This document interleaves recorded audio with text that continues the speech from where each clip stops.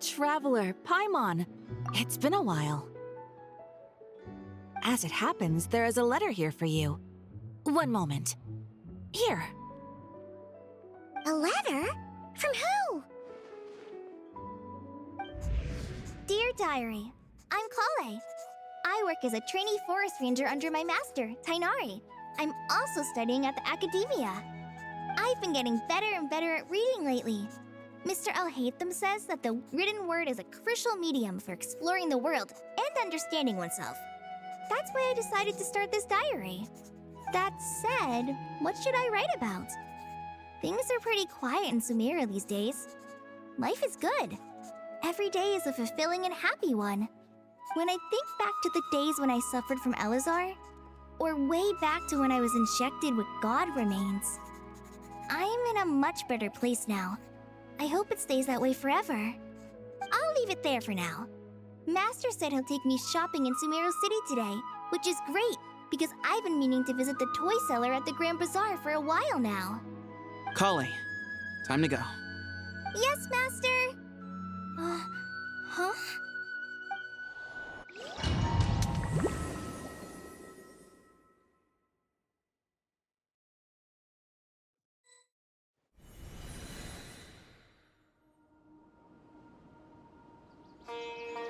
What's wrong, Kale?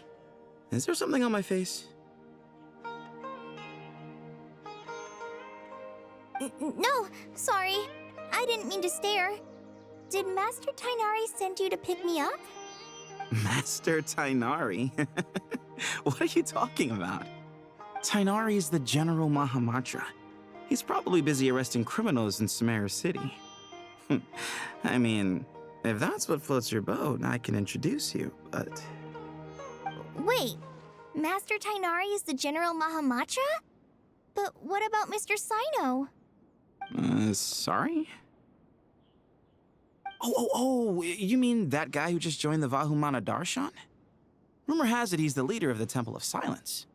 If that's true, it's pretty impressive. Sounds like you've been getting to know more and more people since you joined the academia. That's great, but don't let your forest ranger duties fall by the wayside, okay? What's going on?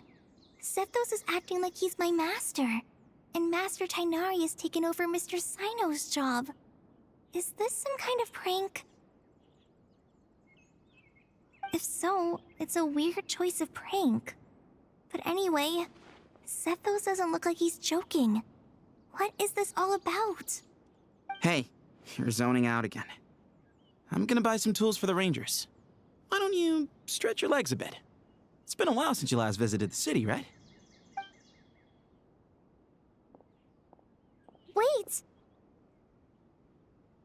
He's right. It has been a while since I last visited Sumeru City. Was it always like this? I mean, it feels familiar, yet somehow... something seems different. Is this really Sumeru City?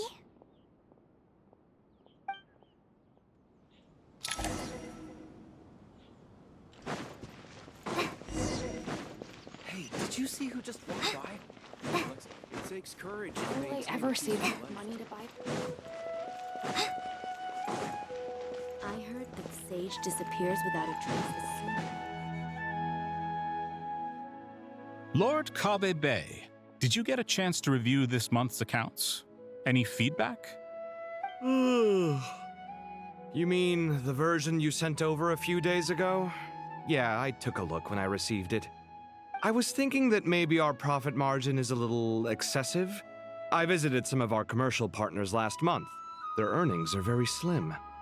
Are you suggesting that we give up some of our profits for them? Well, since we have more than we need, yes. Making money for its own sake is pointless. Don't worry, I've already planned for it and the numbers look fine. We can adjust the rates starting from next month. Also, about that designer you hired, I've had to revise his proposal 3 times now, but he just doesn't seem to... Let's cut our losses. Pay him his fee and send him on his way. I'd like you to get Layla on this instead. She was Cyrus's student and she designed the Palace of Alcazarzare. Seems like a much safer choice. Who's sneaking around over there?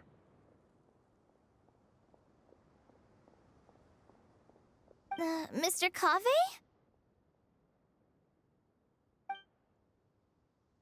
Do you recognize this person, sir? Yes, it's all right. We've met. This is Kale, Sethos' trainee. He brought her along the last time I went for drinks with him. What brings you to the city, Kale? Is your master here too? No, this is all wrong! Why is Mr. Kave saying that too? Tainari is my master, not Sethos. This can't be real. I have to ask someone else. There's gotta be someone else out there who still remembers the truth. Hey, wait! Don't run off! How strange. What's gotten into her today? It's like everyone switched places. I guess I'll keep looking around. Would you like Students are under so... Lots of visitors today, I see. Welcome all. It's been a while. Hey, Rahman. You know that guy who sells face powder on Treasure Street? I haven't seen him around in a while. Any idea what happened to him? Oh, you mean a Hongar? Yeah, he got into a brawl with Shavirme on Treasure Street. He's been banned from setting up shop there for now.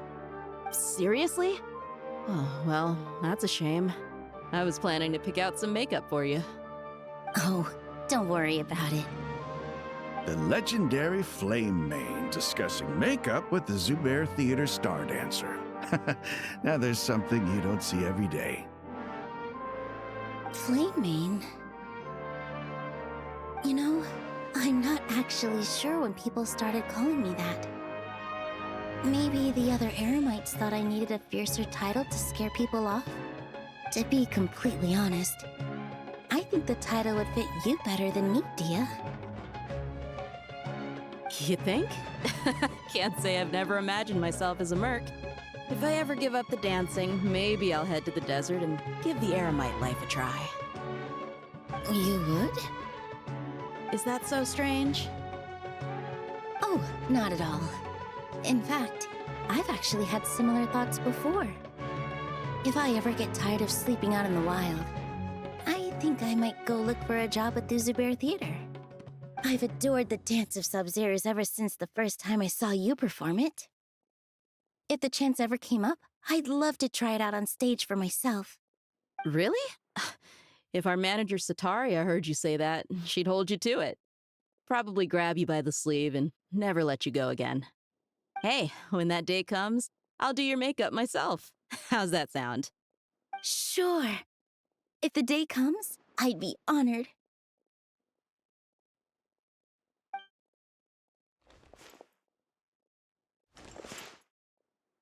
Everyone I know, everything I've ever known. Suddenly it's all a jumbled mess. The question is, who's right? Them or me? My head feels so heavy. I can't think straight.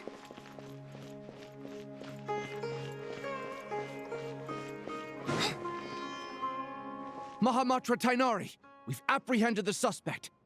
They say that the fool is prone to blind faith, but the wise man is not immune to it either. Siraj, do you have anything to say in your defense? Tainari, you were the one who turned the sages against me. Just a few words of caution from you was all it took to destroy my research. And now you're trying to stop me again? You should know that mechanical life is the future. We must cast aside our useless flesh and... That's enough. I'm not in the mood to listen to your lunacy. Anyone could tell you how amateur your work is. Karina, Ilias, put him somewhere safely out of the way. Yes, sir. Next on the agenda is... Master? What is it? Wait, did Professor Zahahadi send you? She's been encouraging me to take on an apprentice. Might be getting a bit ahead of herself there, though. No, Master! It's me, Kale! Listen to me. Something really weird is going on in Sumeru City. It's like everyone's identities have switched around.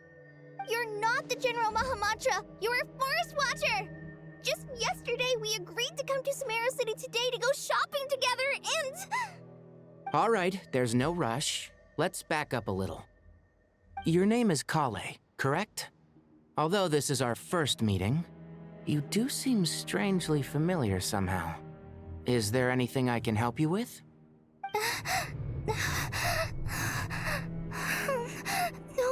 No.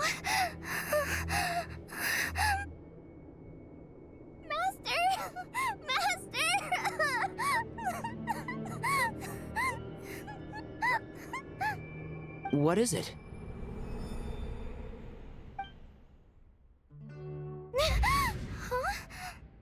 Did you have another nightmare?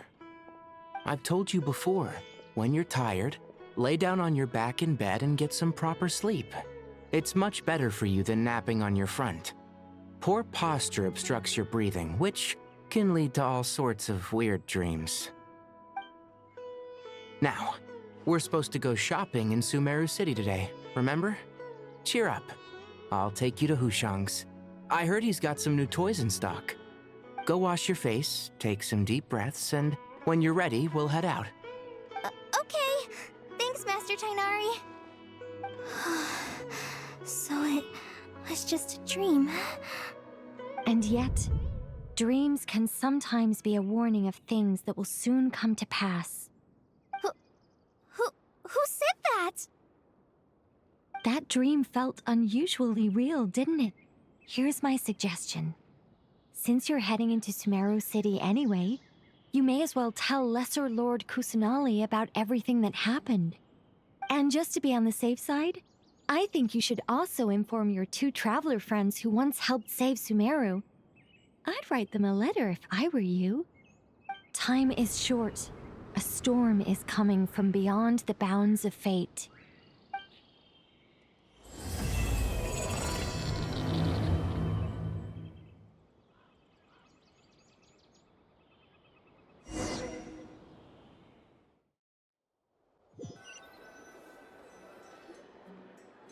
What a strange situation.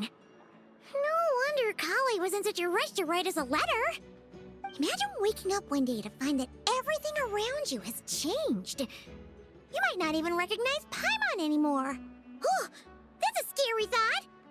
Let's get to Sumeru and find out what the heck is going on.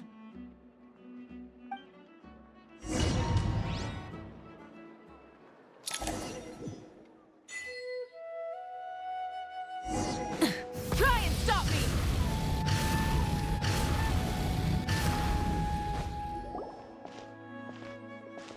Kale! Traveler, Paimon! Thank goodness. I'm so glad you made it. Of course. We won't let anything happen to you, Kale. So, what's going on in Sumeru City? Looks like lots of people are moving or something. Yeah, I was just gonna say. After I wrote my letter, Master and I went to Sumeru City and told the Dendro Archon everything that I experienced, from start to finish.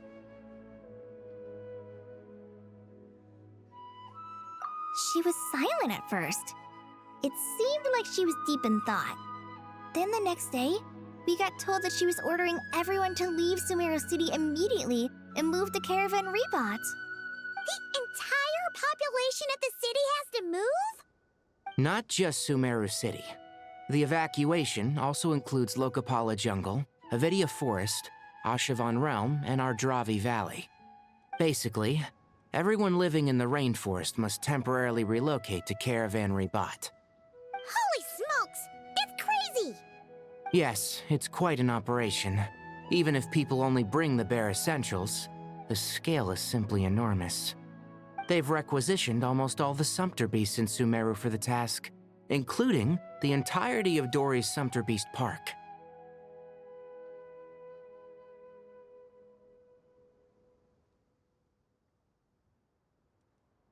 The Dendro Archon said that what Kale experienced was not a dream, but a warning. After our meeting, she immediately summoned the 6 sages to analyze the situation and discuss countermeasures. They concluded that the events seen in the dream are very likely to become a reality, and that an unknown danger is rapidly approaching. Oh, Please keep that to yourself. We don't want to cause widespread panic. The official reason they've given is a large-scale renovation of the rainforest ecosystem. People are skeptical, but there haven't been any major incidents. So far, at least. The Dendro Archon seemed really worried when we spoke to her. She said you can go visit her in the Sanctuary of Surasthana when you arrive. She also said she'd hold out until the very end. Tighnari? Kale? You got a minute? I need a hand here. One moment, I'll be right there. As a forest watcher, I've been tasked with assisting with the relocation work. There's a lot to be done, and they need all the help they can get. This will be the final group of evacuees from Sumeru City. While they're away from home, they'll be heavily reliant on outside help. Thank you for coming in our time of need. As you can see, another crisis is upon us. Excuse me, sorry to trouble you, but could you help an old man find his medicine? It's buried somewhere in my luggage. Where's my mom? Where did she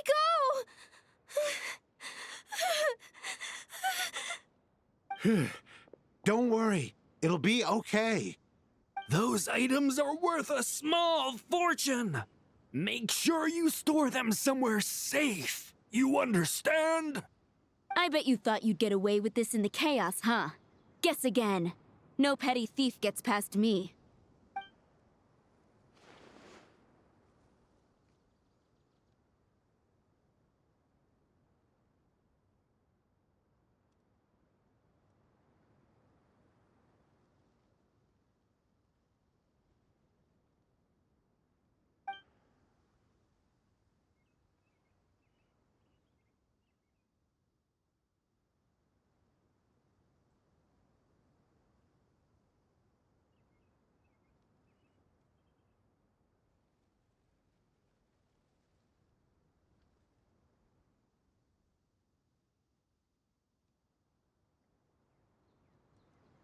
We should go help the evacuees. See you around. I'm so glad that you believed me and came all this way to help. It means a lot. Please stay safe. Don't worry. We may not know exactly what's going on yet, but as long as we stick together, we'll find a way through this. Goodbye! Look after yourselves! Will do. See ya!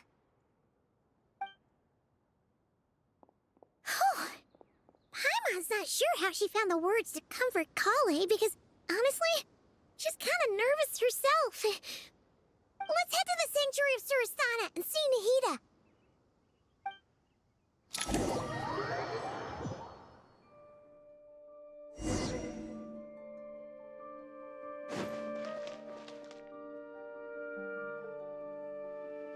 Who goes there? No unauthorized access to this place. By order of Mahamatra Sino. Are you blind? It's the Traveler and Paimon. Surely you've seen them before. Huh? Oh, so it is. I'm sorry, I haven't been sleeping well lately. My nerves are a little frayed. The Dendro Archon is in a very vulnerable state at the moment. Mahamatra Sino is concerned that our enemies might choose this moment to strike, so he's ordered us to strengthen our defenses. Just seeing you two again already puts our minds at ease. Please, enter. I'm sure everyone's expecting you.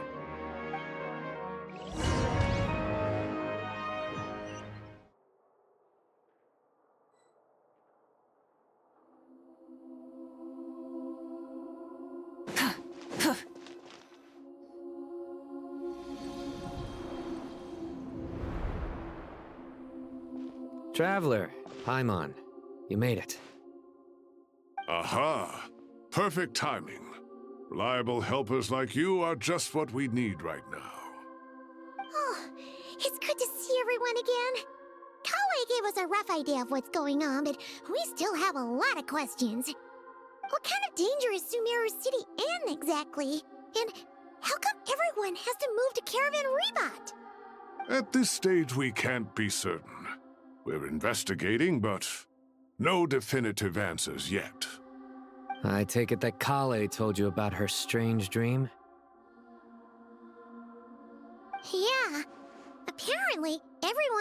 Sumeru City was acting super weird. Even you guys. It was like you'd all switched places. That's right.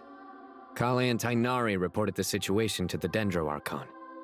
She believes that it wasn't merely a dream, and that whatever it was has something to do with Irminsul.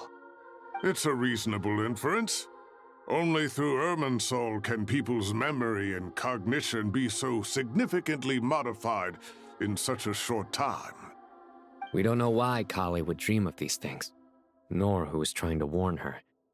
The Dendro Archon decided to connect to Irminsul to investigate more thoroughly.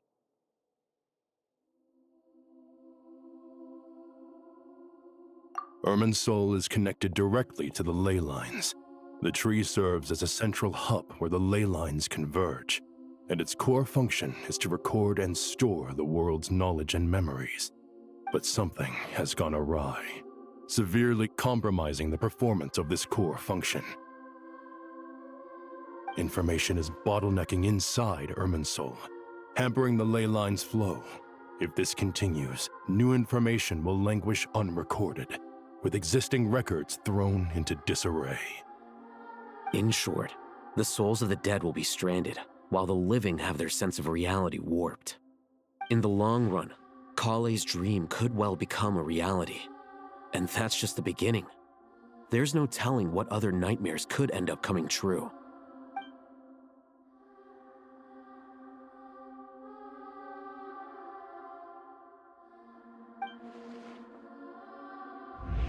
I have come this far, to use my death to open the gates of the ley lines to my people.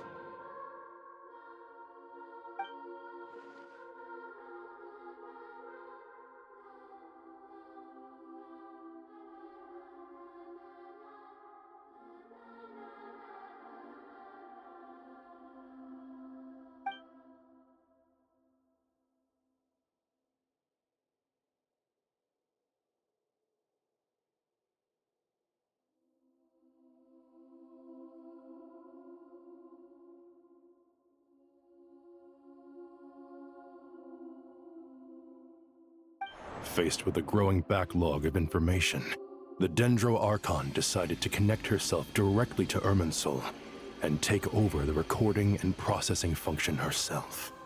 But it is an almost impossible task. Individual brains aren't equipped to deal with the sheer volume of knowledge and memories involved. All that information flooding in at once would instantly fry any human mind. And for a god, even for a god, the suffering must be unimaginable. The Dendro Archon's power originates from Irminsul. Any issue with the tree itself takes a toll on her to begin with. On top of that, she's subjecting herself to the grueling task of processing all that data. It must be torture for her. And despite all of this, she is somehow finding the strength to investigate the Irminsul situation from within and send us her findings. I finished analyzing the latest data. Looks like our working theory was wrong. There's no signs of Irminsul having been attacked from the outside. So it's internal then? Some sort of disease, perhaps? No. I've spent half my life studying the ley lines. If Irminsul malfunctioned this easily, the world would have met its end long ago.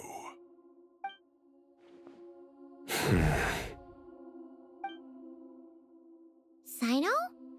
What is it? Not long ago, I got a tip from the Core of 30 that a large number of unidentified merchant caravans had recently been spotted entering Sumeru through Beta Harbor. At first, I suspected that they might have something to do with all this, so I sent some people to investigate. But if Irminsul wasn't attacked from the outside... Don't you think there are more important things to worry about right now than guessing who's behind all this? It's been over 12 hours with no new intel. If even the Keeper of Irminsul is this badly affected, you can imagine how bad things are in there.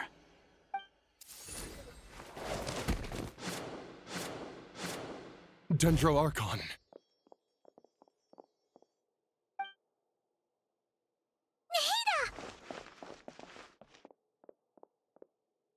What's wrong?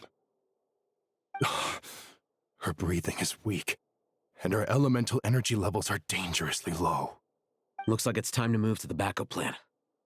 What's the backup plan? Get out of the city and take the Dendro Archon with us. The entrance to Irminsul is directly beneath the sanctuary of Surasthana. That means this is ground zero if anything goes wrong. The Dendro Archon has a very strong connection to Irminsul. But theoretically, this connection should grow weaker with distance. Under normal circumstances, she can unleash her full power here. But with Irminsul out of control, our first priority is to get her away from here. The situation is critical. There's no time to deliberate. Everyone in agreement? I'll deal with it. I'll also let the Matra and the Core of 30 know to start evacuating.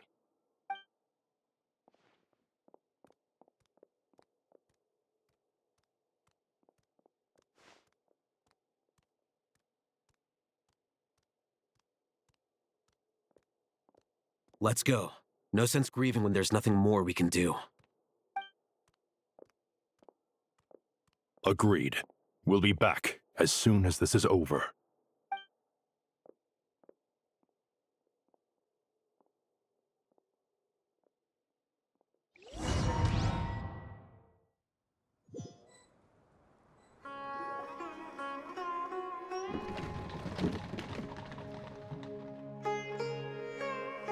The last group of civilians has been safely evacuated. Dendro Archon's carriage will travel with them. Sino and Hat Guy will protect the convoy.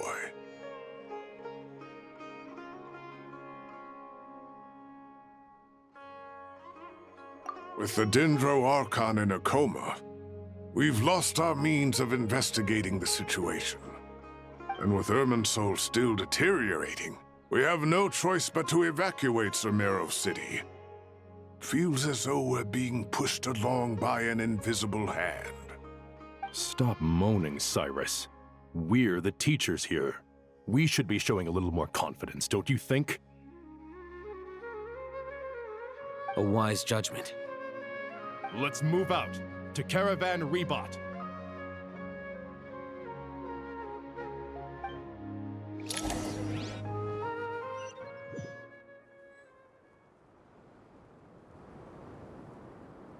Sir, all units are in position. Good. Everything is going to plan. Interfering with Sumeru City is a necessary step, so do not hesitate.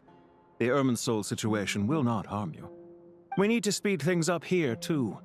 We don't want to keep our client waiting, do we? No, sir. You have my word. Everything will be completed on schedule.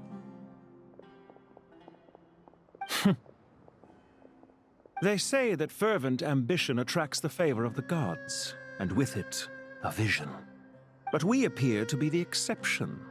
So, is our ambition not strong enough? Or does it threaten the very foundations of this world?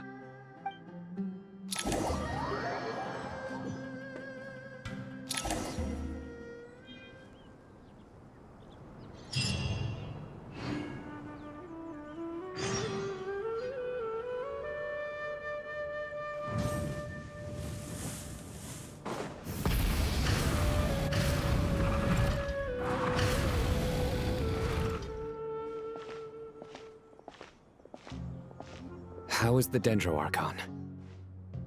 Her breathing is steady. I prepared some therapeutic incense for her, but it hasn't had much effect.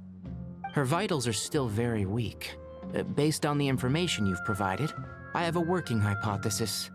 Her condition is partly due to Irminsul's influence, and partly due to a physiological imbalance caused by the rapid depletion of her power.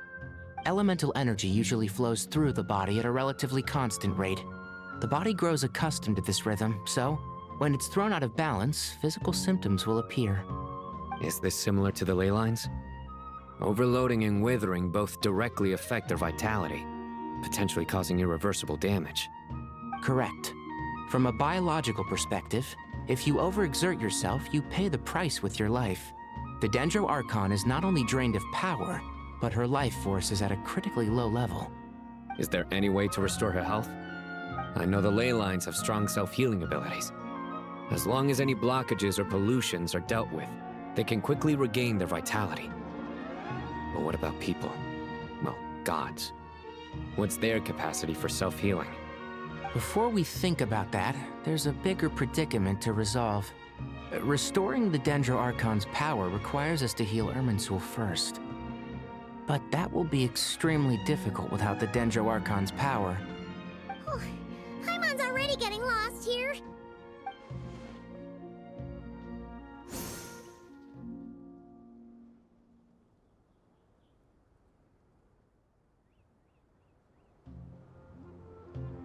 Master Tainari and Sino look so serious.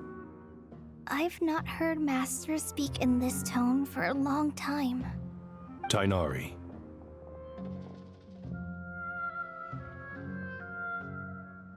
Master Nephis, sages. Tainari, haven't seen you in ages. Have you gotten taller? Or did your ears get longer? Hopefully the former, Uncle Baladuri. Sino, where's Professor Cyrus? I thought he'd be with you. He went out into the wild to investigate the situation. He said that the Irminsul anomaly will likely start to affect the real world soon. He shouldn't be trotting around alone at his age. Which way did he go? I'll look for him later. Would someone mind introducing us? Ah, yes, of course. Allow me to do the honors. I'm sure we're all familiar with the Traveler and Paimon. They're the heroes who helped foil Azar's conspiracy and save Sumeru. These gentlemen and I are the 6 current sages of the Academia. Balduri and I are part of the Old Guard, while the other 4 took office after Azar and his clique fell from power. We have Sage Alkindi of the Spantamad Darshan, Sage Farnas of Kasharawar, Ritaoist Sage Shakir, and finally Harabatot Sage Rusht. Nice to meet you all.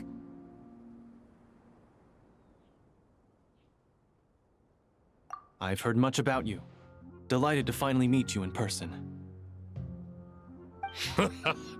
You're younger than I imagined for someone with the power to stand up to fate itself. Thank you for lending your aid to Sumeru once more. Once we're on the other side of this, could we get a photo together? My daughter has a friend named Isak. He's always talking about you two. Of course! No true hero would deny a child their wish. Back to business.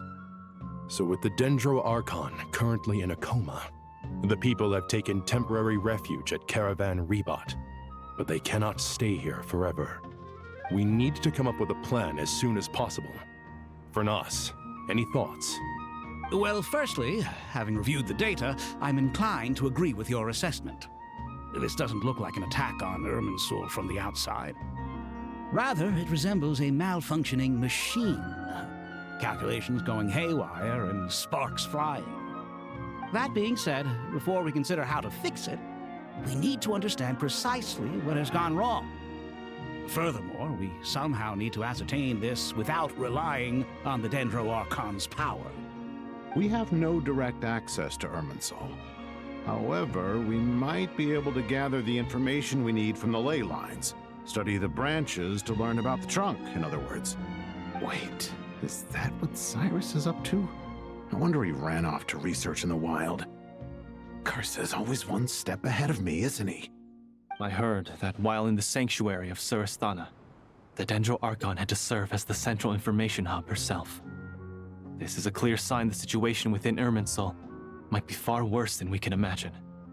Irminsul is vital not just to the safety of Sumeru, but to all of Teyvat. We must be the ones to bear responsibility for this world.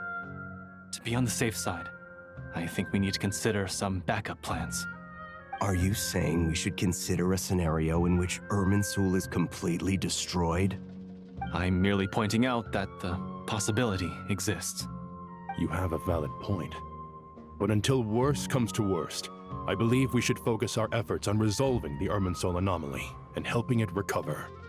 Kale, I understand that you were the first to foresee this crisis. If it's all right, I'd like to talk with you about it in more detail. Of course. But even I don't know how I came to have that dream. If there are no signs of external damage, could it be a stress fracture? Metals tend to suffer from this issue with long-term use. And Irminsul has existed for centuries, after all. It's possible, but surely a stress fracture would be more likely to cause a complete shutdown rather than chaos. Sages, General Mahamatra, sorry to interrupt, but something has come up. What happened? Some citizens didn't believe that Sumeru City was really in any danger. They slipped away and hid during the relocation, intending to return home. How many people are we talking? About a dozen. Sakura found them while on patrol, but they appeared to be suffering from psychosis. For whatever reason, they were trying to kill each other. By the time we arrived, there were only 2 survivors. One was unconscious from their injuries. The other tried to attack us, but was subdued. Where did this happen? Near Yasna Monument. That's not far from Caravan Rebot. Master. I know. The Irminsul anomaly is beginning to have effects in the world. I didn't expect it to spread to Yasna Monument so soon. It almost feels like we're being chased relentlessly, with no time to catch our breath. Sir Cyrus said the same thing. He sent me back to report in, while he continues investigating. I'll go join him.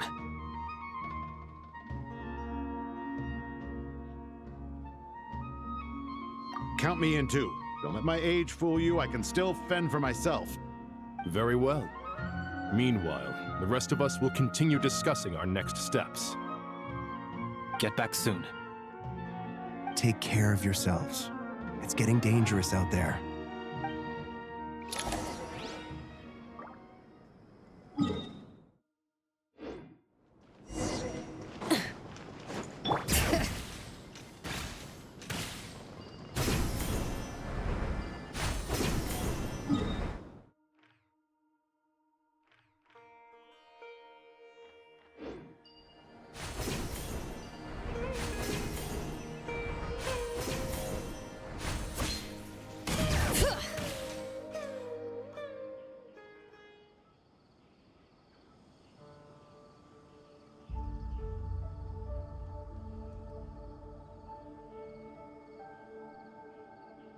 Please, don't go any further. As you get closer to Sumeru City, there's no knowing what dangers you might encounter. So this is our mentally disturbed man? I'm going to gut you all!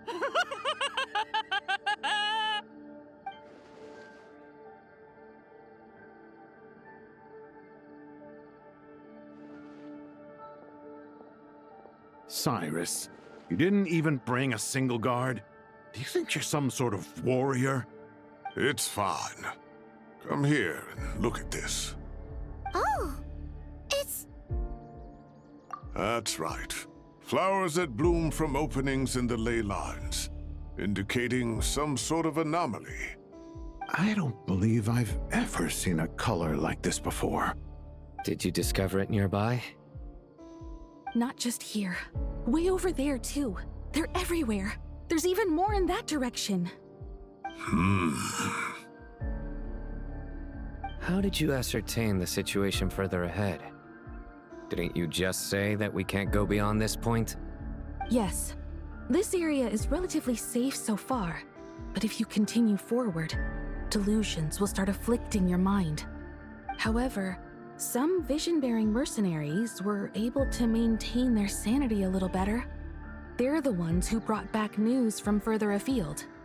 Sino, do you remember the class I taught on dissecting ley line blossoms? I do, Professor. I received full marks in that course. Good. After all these years, it's time to put that knowledge into practice. There must be anomalous information hidden within these blossoms. Alkindi, I'll need your help as well. Been a while since we worked on a project together, hasn't it? Sure has. Well, what are we waiting for? Let's get to work. Anything we can do to help?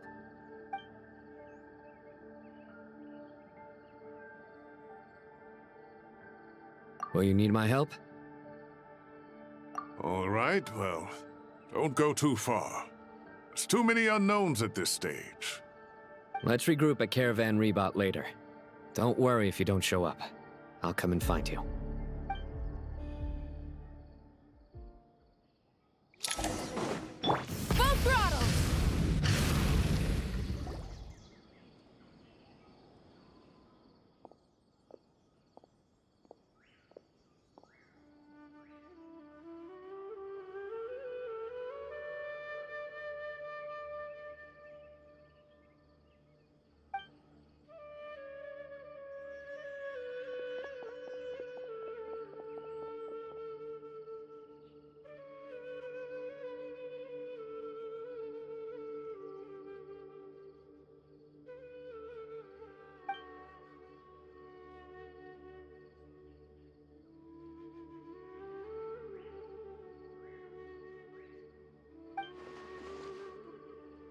That should be the heart of Oasis.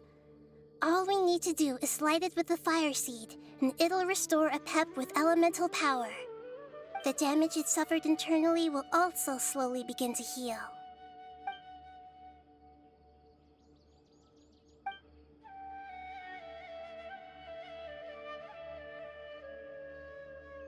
What is it?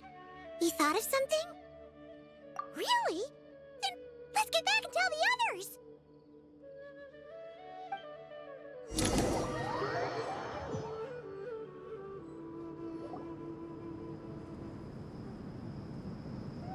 Whew. Glad to see you've returned safe and sound. Any longer and we would have gone out looking for you.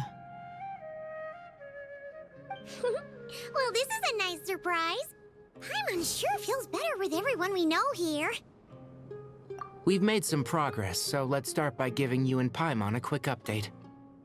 By dissecting the ley line's blossoms, we've been able to deduce that although Irmin's soul is experiencing an anomaly, it has not completely rejected access from the outside. The Dendro Archon has the power to connect to Irmin's soul, but there's also another way. I assume you recall the devices everyone was wearing when you first arrived in Sumeru? Devices? Oh, wait. You mean... The Akasha terminals? That's right. Of course! It's been so long, Paimon almost forgot all about the Akasha. Wasn't it shut down, though? Yes, but although the system isn't currently operational, the technological infrastructure is all still there. And it turns out that a certain someone gets so bored at work that he's actually read through every single one of the instruction manuals. No prizes for guessing who that was. If praising others is that embarrassing for you, you can simply spare yourself the ordeal. As much as it pains me to say anything nice about him, there's no denying his intelligence. He rarely forgets anything he's read. The Akasha is exactly what Sumeru needs at this moment. Between us, we should have all the knowledge and expertise we need to get it up and running again. But if I recall correctly, doesn't the Akasha need a Gnosis to function? That's exactly right. The Akasha relies on the Gnosis as a power source, and in its absence, we'll need to find an alternative. To tackle this problem, it looks like we'll be relocating once again. Namely, to the Temple of Silence. Ring any bells? It's the only major institution in Sumeru dedicated to preserving the knowledge of King Deshret's civilization. You might find the answers you're looking for hiding there. I agree. There's a good chance. Master Nephis and the other sages have discussed it. As the chaos from Irminsul continues to spread, Caravan Rebot won't be a safe haven for much longer. We have to move into the desert next. The scholars and sages will head to the Temple of Silence, while the civilian population seeks refuge in Aru village. The Eremites will keep everyone safe during the journey, and Candace will be there to receive us at the village. This leaves us just one thing to worry about. That Dendro Archon. She's very weak. We can't afford to wait until Irminsul is fixed. There has to be another way to help her. Huh. Wow. Luckily, the Traveler had a eureka moment while we were out investigating. Really? Wow, nice one, Traveler. Let's hear it. What say our Amorta experts? Theoretically, it's feasible. From what you're saying, although elemental life and elemental energy have their differences, the Dendro Archon has explicitly stated that she can imitate the power of the former. In which case, as long as a Pep is willing, she should be able to convert her own power into a form that the Archon can use. It wouldn't be difficult for her at all. The only problem is convincing her to help.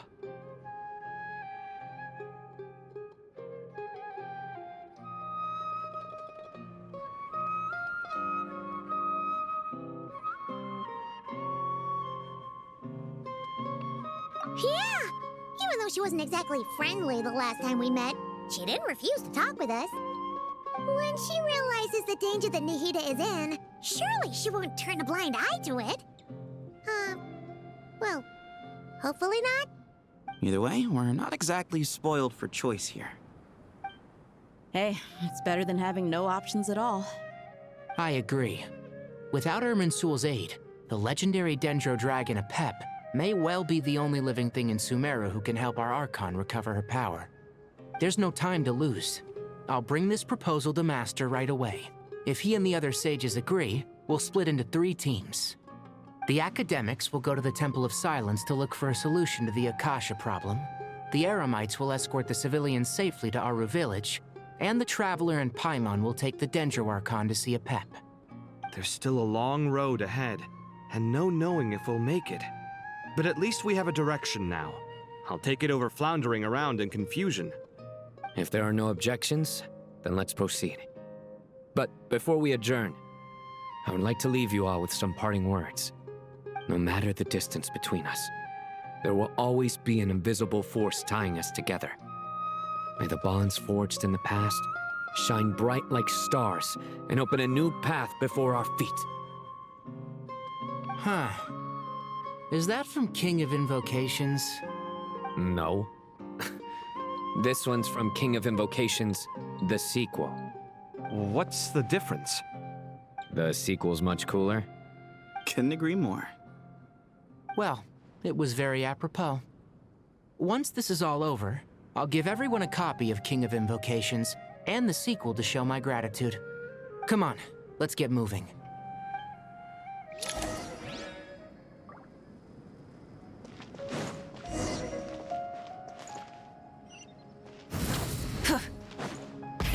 Rev the engines!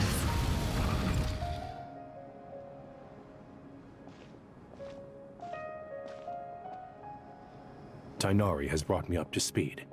I approve of your plan of action, but we can't proceed with everything right away.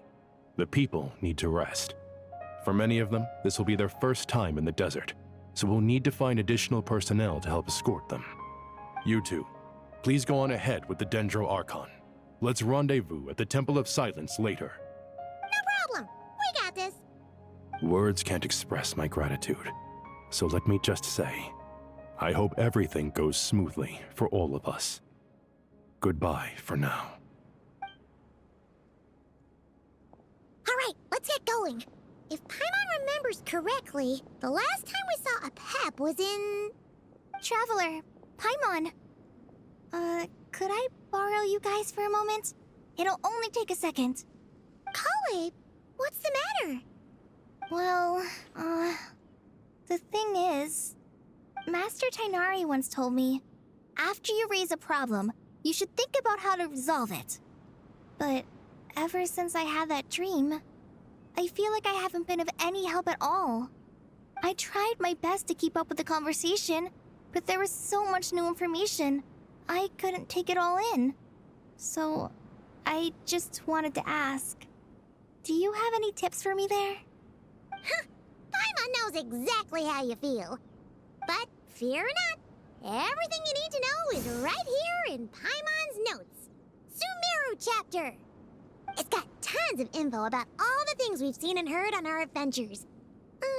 Some parts are a little simplified, but hopefully it all makes sense.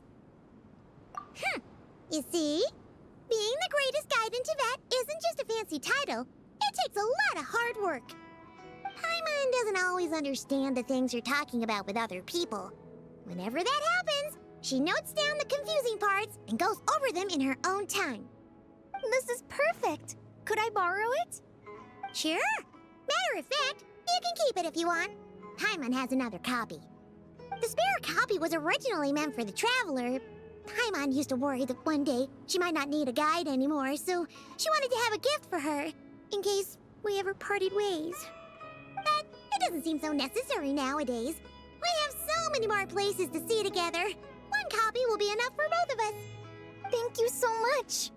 But still, these are your treasured memories.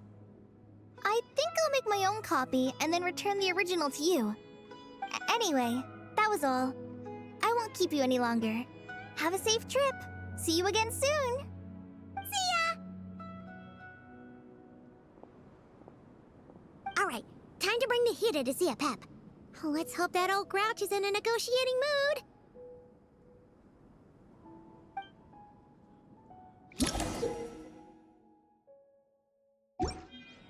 Hey, here's a thought.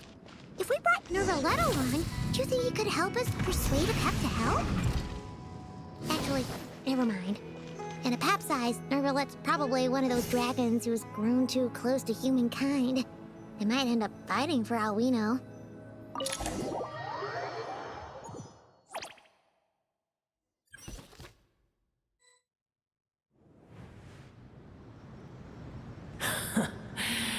I had a feeling your kind might come calling.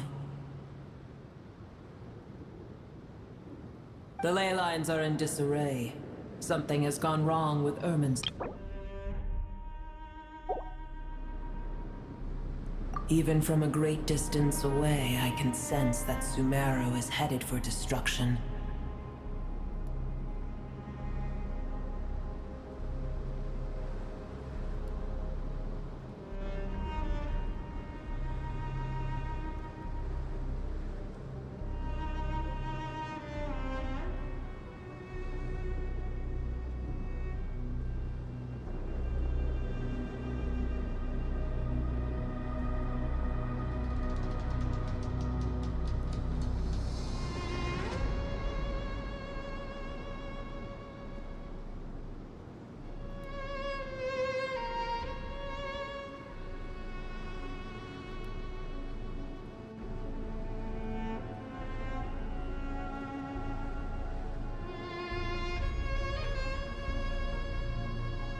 You who took our home from us, prepare to watch as your own world is plunged into oblivion.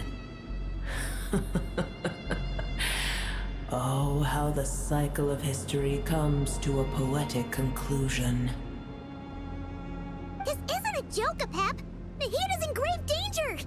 Can you please help her? Is she now? Then do explain. For what reason should I lend Boer my assistance? Be not mistaken. The fate of Sumeru is of no concern to me.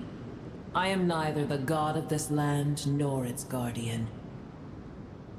I may have given my tacit agreement as your kind built homes here and multiplied for generation upon generation. But that does not mean that I bear any responsibility for Sumeru.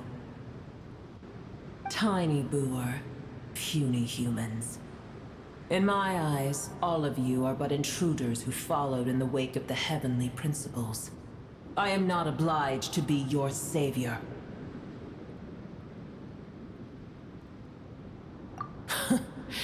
The age of the dragons ended long ago, and the world that replaced it is under the dominion of the heavenly principles.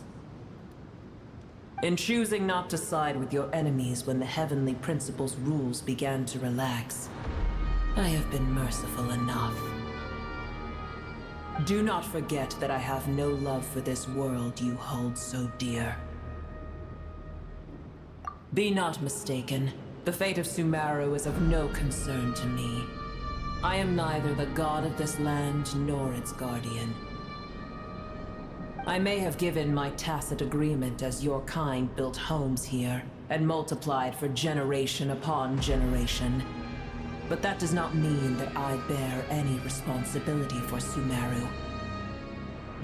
Tiny Boer, puny humans. In my eyes, all of you are but intruders who followed in the wake of the heavenly principles. I am not obliged to be your savior.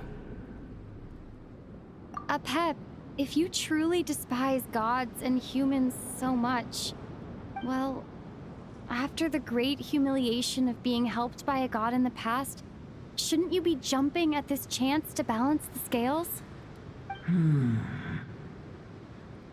Now that is a compelling reason. When El Ahmar plotted against me and I was tortured by forbidden knowledge, it was Buer who saved me from agony. And though I regard with shame the pity of my enemies, to receive aid without repaying it would likewise tarnish a dragon's dignity. Oh, tiny Buer, puny humans. Just this once I shall deign to show you the true power of dragonkind. Whoa! It's happening again! We're gonna get sucked in!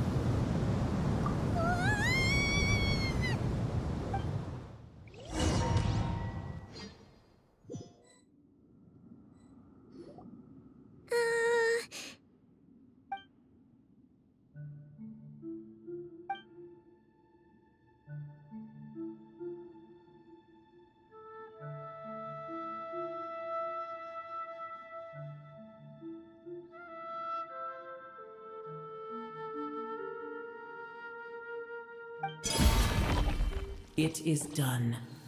The heart of Oasis is supplying her with life force as we speak. It shall not be long before she recovers. But I should warn you, Buer's existence is closely intertwined with Irminsul. Unless the issues plaguing it are resolved, she will never completely recover her former strength. Oh, thank you. Spare me your words of gratitude.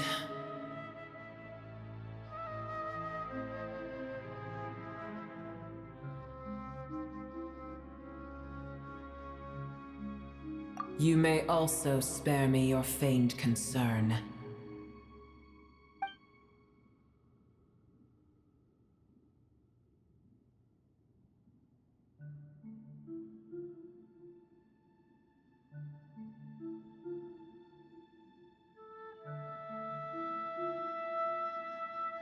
A dragon's sovereign's power is far greater than you can imagine. While I was indeed weakened when the heart of Oasis ran dry, providing tiny Buer with a morsel of my life force shall have little consequence for me. Oh, good to hear.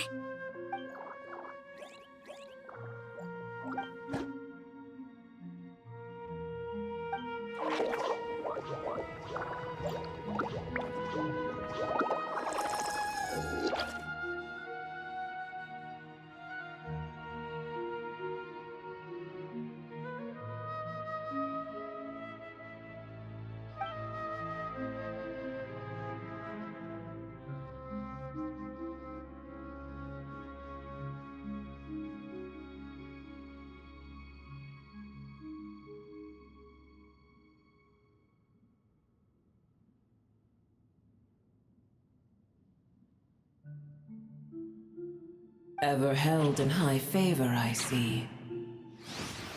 Oh, well, you know. The compliment was sincere. Simply accept it.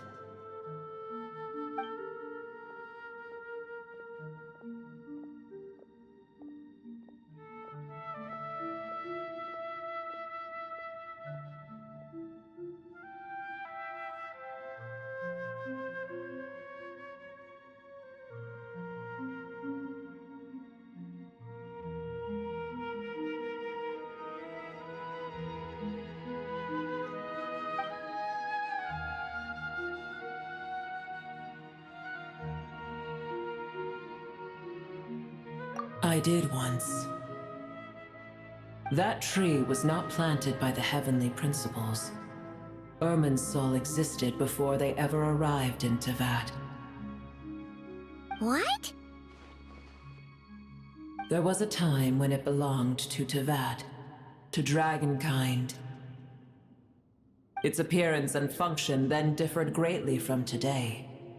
The ley lines flowed with an abundance of a familiar, primitive form of elemental energy. You may know it as the power of the Light Realm. The heavenly principles usurped and refashioned Irminsul, made it serve humanity, and used it to anchor the fate of the world. Yet in the end, humanity has failed to protect it. Heavenly principles, God of gods. It makes me sick. As things stand today, holding a grudge against you would serve no purpose. But there will come a day when we reclaim this world for ourselves. The opportunity will arise no matter how long we must wait. I can already sense that far away from here, the Hydro Dragon has wrested his authority from the hands of the usurpers. Though we have yet to meet, I know that we are both preparing for our revenge day and night. Uh-huh.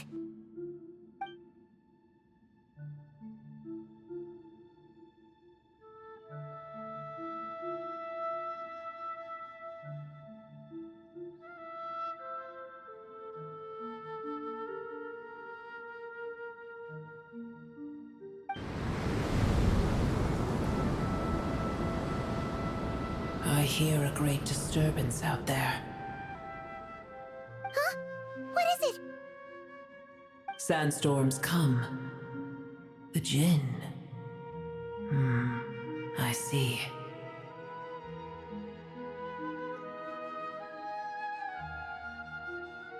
Another calamity approaches. You both seem restless. Let us part ways here. Boer is safe with me. Once she has recovered, I shall return her to your side. Oh, thanks again. Take care, alright? I told you already I have no need of your feigned concern.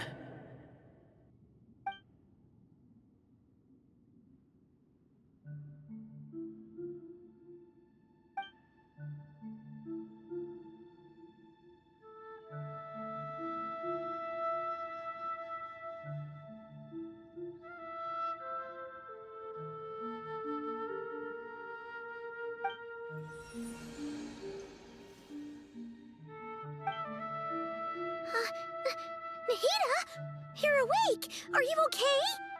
Cease your interrogation. Yes, she awoke for a brief moment, but she has now lost consciousness again. Take it. We shall talk more at another time.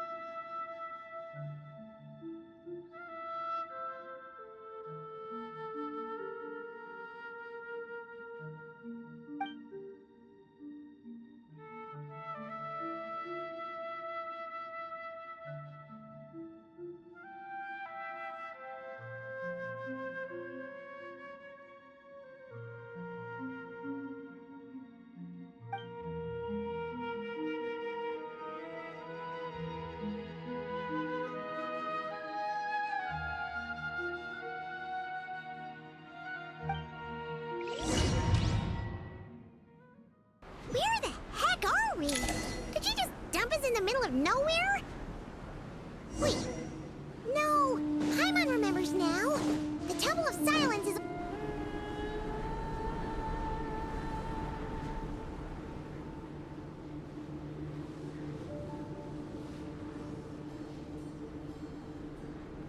There's no need for everyone to stay here. I'll protect the sages. The rest of you, return to Aru Village. Yes, Mahamatra Sino.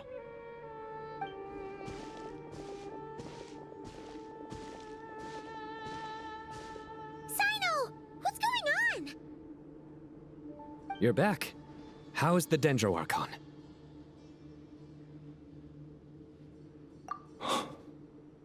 What a relief. It's the Jinn. Countless Jinn have stirred up violent sandstorms across the desert, blocking our path to the Temple of Silence. Tainari and Kale have returned to Aru village to help. The Jinn are being highly aggressive, so both the village and the merchant caravans require protection. It's just one thing after another. Where did all of them come from anyway? In all my trips to the desert, I've never seen anything like this before. As I see it, the only possible candidate is Gurabad. Gurabad? Baladuri could explain in more detail if he were here. All I know is a rumor I've heard about from previous trips to the desert. Supposedly, a great number of dormant Jinn lie sealed beneath that city.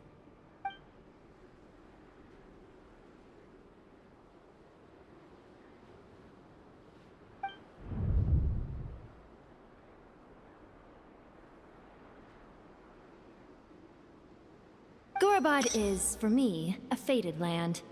I must therefore return back to this city, where my destiny awaits me still. My master, I am sorry that I couldn't stay by your side for long, and that I could not have more time to get familiar with you. Lilipar.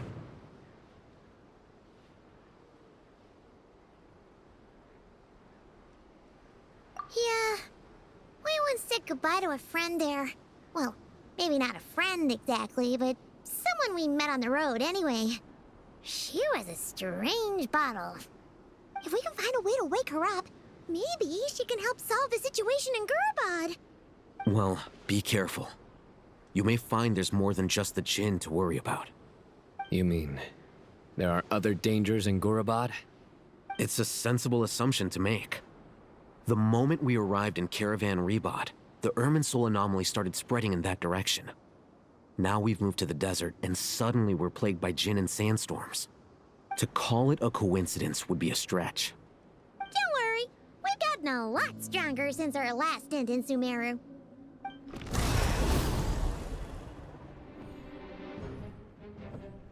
Ah! When did they show up? It appears the monsters native to the desert have been stirred by the Jinn's activity.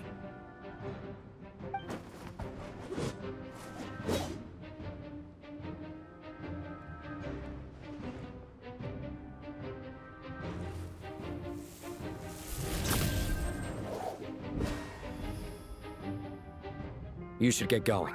We'll take care of things here.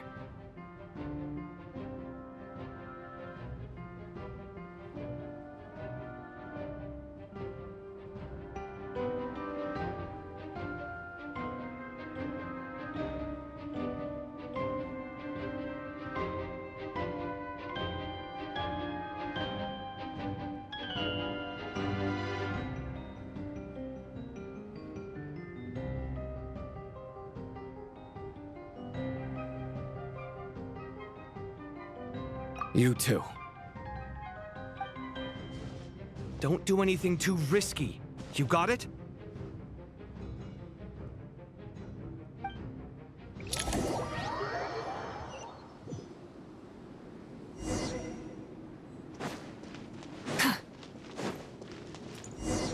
The Jinn are swarming out of Gurabad!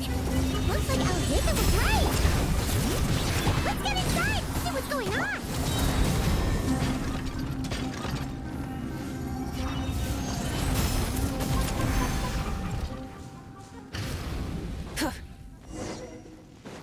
They just keep coming! How many of these things are there? We'll never take them all around! Let's just head further inside for now! Target spotted! All units at the ready. The Patchouli! They must be using this place as a stronghold! Are they the ones behind all this? Huh. Fighting Jinn with one hand and Patchouli with the other? This is pure chaos!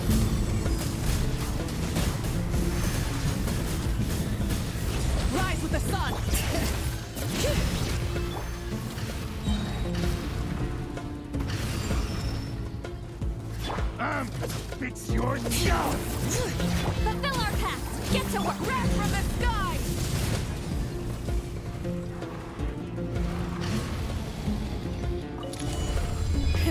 Rev the engines! You see that strange machine? Paimon has a sneaking suspicion that that's the thing wrecking Gurabad and setting all those dangerous Jinn free! The target has reached the core zone. Requesting backup. Repeat, requesting backup. Backup en route! Stop her at all costs! Bring it! Careful! She's attacking you!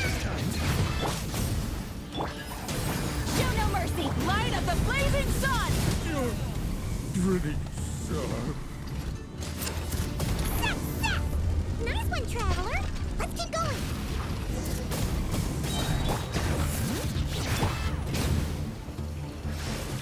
Light it up! Full throttle! Incinerate! Wrath from the sky!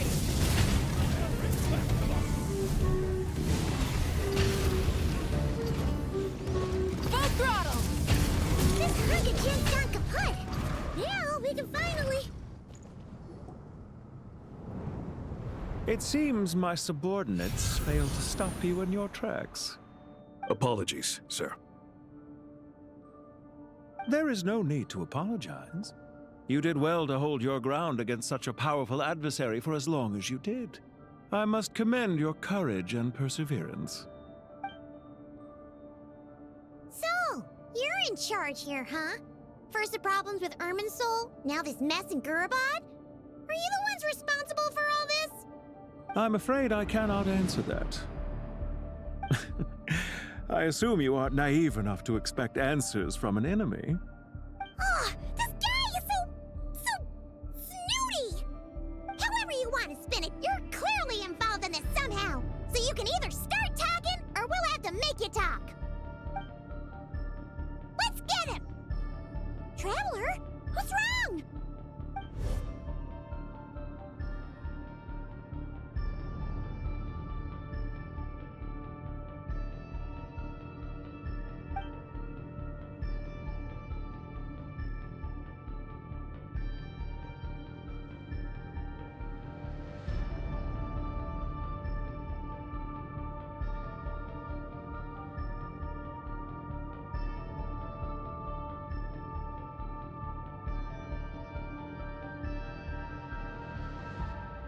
You're remarkably calm.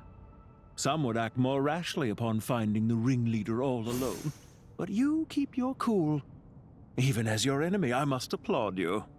Did you show yourself just to say that? Is this you trying to take back control of the conversation? Unfortunately, I really don't have anything to say to you. I am here merely to indulge my own curiosity. Your names are well known among the Fatui. Naturally, I wanted to observe you up close while I had the chance. Hey! Don't treat us like we're some kind of exotic animals in a zoo! Oh, I wouldn't dream of it. You seem rather predisposed to misunderstand me. I'm quite aware that you are both heroes of great renown. You have resolved crises in many nations and won countless allies along the way. I've been following your adventures with great admiration. My only regret is that the trajectory of your journey conflicts with our goals.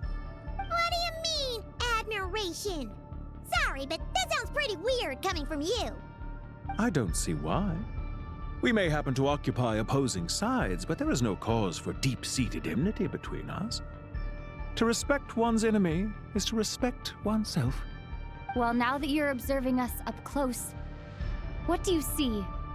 I've observed as keenly as I can. Yet, while I endeavor to understand, your true strength remains a mystery to me.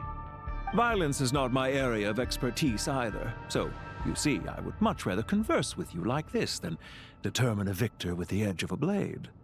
Besides, I've heard that even 3 moons in the sky fail to eclipse your brilliance. I know better than to bite off more than I can chew. 3 moons? So, you have a connection with the Harbinger, the Doctor. Well deduced. Our commander, Dottore, died in Nodcry, but there are things that do not end with his departure. We must... Look at me. I almost divulged more than I should have. What are you after? Revenge for Dottore? Or are you plotting something else? I've said quite enough, I believe. There's no point in continuing this conversation, except to say, I've noticed that you seem to know your way around here quite well. A repeated visitor to Gurabad, are we? Ugh. I'll take that as a yes. Then I'm sure you'll have heard the story of this place. The mother of the Jinn, Lilupar, and the tragic tale of her vengeance that spanned 3 generations. It was right here that Lilupar once helped the wise to ascend to the throne. But from that moment on, every king who sat upon it was corrupted by power. These degenerate rulers lost control over their nation, and with it, the right to occupy that exalted seat. What are you trying to say? I once admired you for your adventures. That is the earnest truth. But it appears to me that your journey serves ultimately to uphold the rules of this world. Are these rules truly just? Does the heavenly principles rule with wisdom or folly? And how can we be sure that the 7 who wield authority over the world will not be corrupted? Do you seriously think you're gonna convince us of anything? Convince you? I'm sure my commander already tried that. Why would I waste my breath doing the same? If a few words from a stranger were enough to make someone completely change their stance, it would only prove that they never had a firm will to begin with. I am merely stating my position, so that we might understand each other better. One's enemy in the present may not necessarily be an enemy for life. As for what game I'm playing here, I'm simply buying some time. But now I must bid you farewell. It was a wise decision not to attack me immediately. Since you did not fall for my ambush, I will now have to ask those in hiding to reveal themselves. Leave this to us, sir. Very well.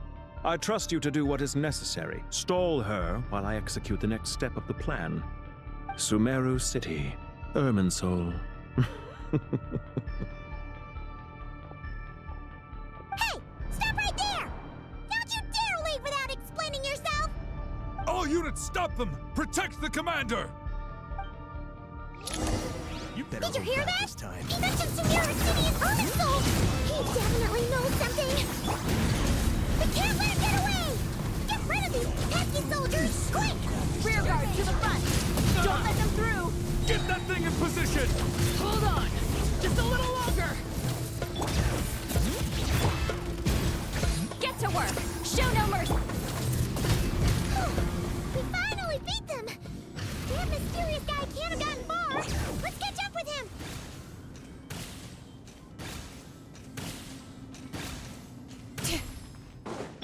Try and stop me! Found him! Over here! You're very persistent. Hey, you! Stop running and explain yourself! What are you trying to...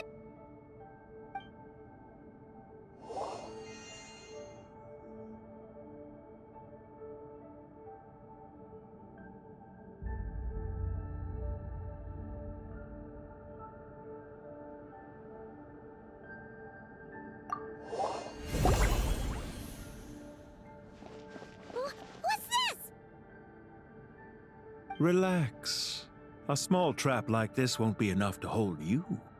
The sandstorms from Gurabad will die down soon enough, but this small window of time was all we needed to launch the next phase of our plan.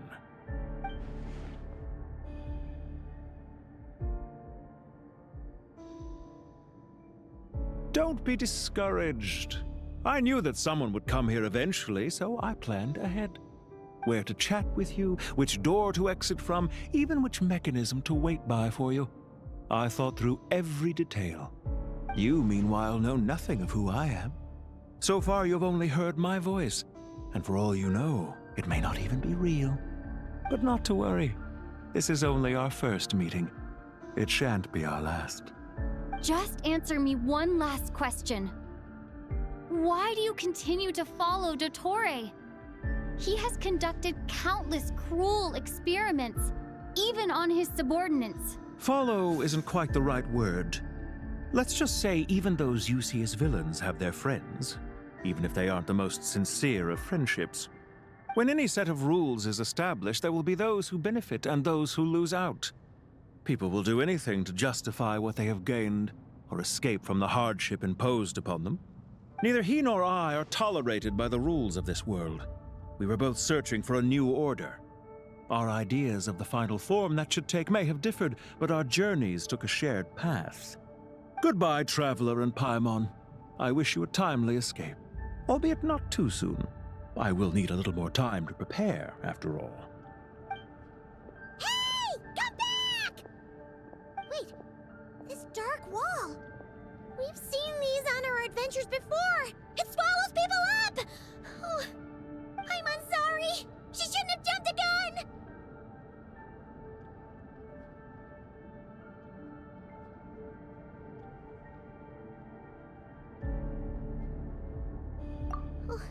Okay. He may have fooled us this time, but we'll get him back!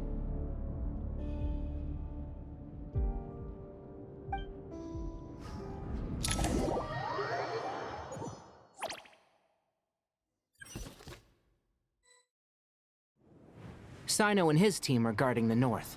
We'll take this side. There's so many Jin. We can't let them get into Aru Village. Don't fret. I am well prepared for this situation. Huh. So you have a solution?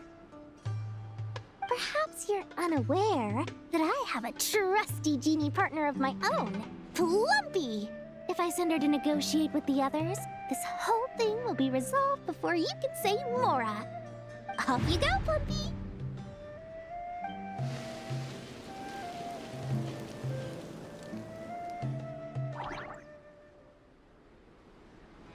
Come on, what's the holdup? 5,000 Mora. 20,000 Mora.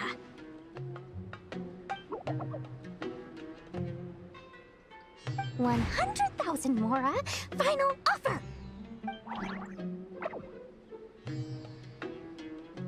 Ah, so she's a hired partner.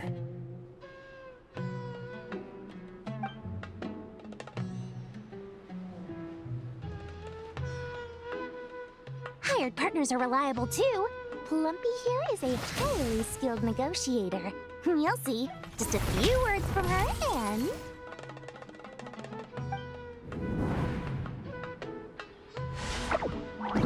Plumpy! Don't you Jin have any respect for the rules?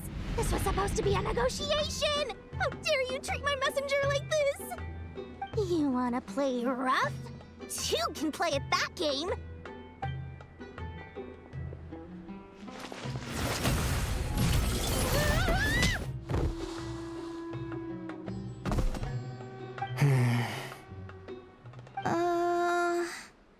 Looks like it's up to us now. Be careful, Kale. Yes, Master.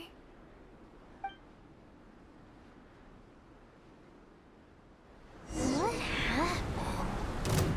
How did I pass out? Never mind. Lumpy, it's time for revenge. You know, this reminds me of when you first arrived in Avidia Forest.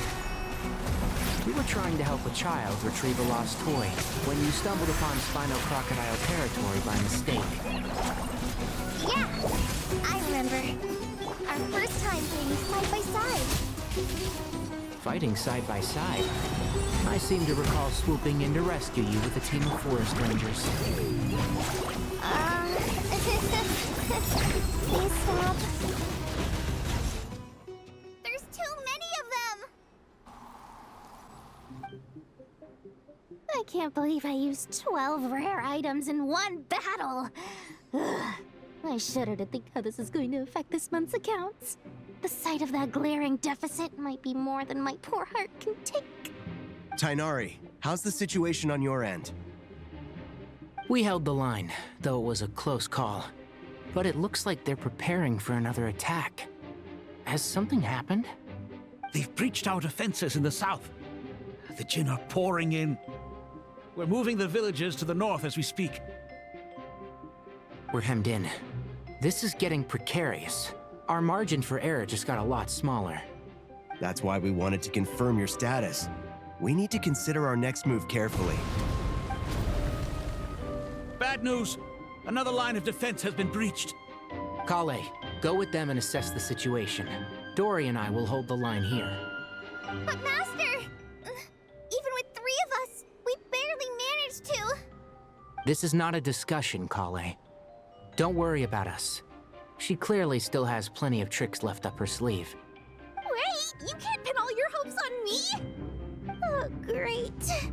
I've almost run out of the things I brought with me, and the rest is back at the caravan. I should be able to hold out for a little longer, but still... Master! Need any help? Huh? What is it, Kale? If things continue like this, it won't be long before Aru village is overrun by Jinn, and the sandstorms are sure to follow in their wake. I do have a plan, but I can't guarantee it will work.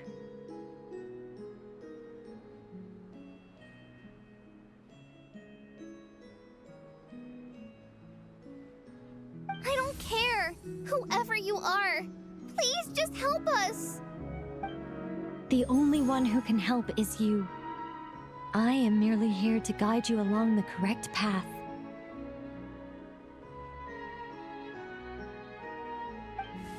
I am a spirit created at the beginning. I am a flickering illusion. I am the shimmering light that flows from the eyes of the Creator. What do you mean?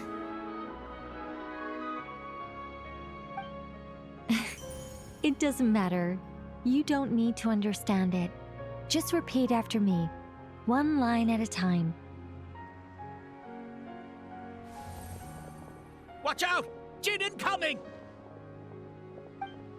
I am a spirit created at the beginning. Here goes nothing. I am a spirit created at the beginning.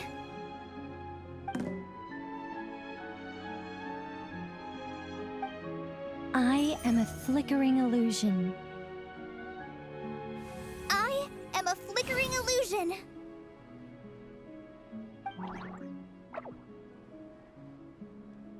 What's wrong, Plumpy? I've never seen you so agitated before. But how do you... Do you know what Kale is reciting? I am the shimmering light that flows from the eyes of the Creator.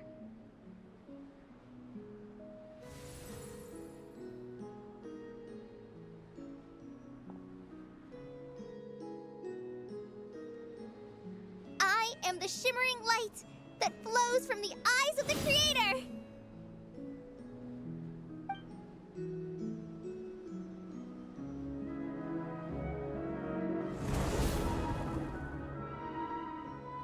It's a song composed by the goddess of flowers, but very few records of it remain, even in historical texts. All we have is a few fragments. Is Kale an avid historian? Not to my knowledge. The Jinn have actually quieted down. Although... no, it's more than that. It looks like they're showing... submission. Clearly the songs left by the goddess of flowers have a soothing effect on them. At the very least, they're much calmer now. Really? Let me try. I am a spirit created at the beginning.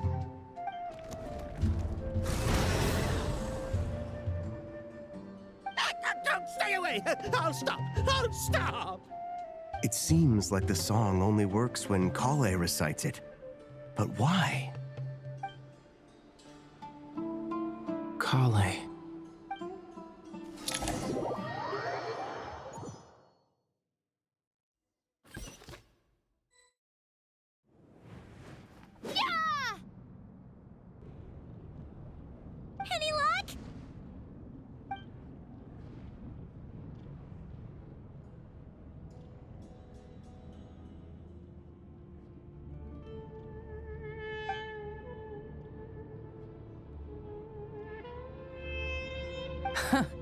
When I heard that loud rumbling in the distance, I thought the shifting sands had bust open the gates to some ancient treasure vault.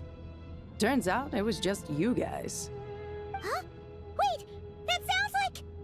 It's been a long while. Did you miss me?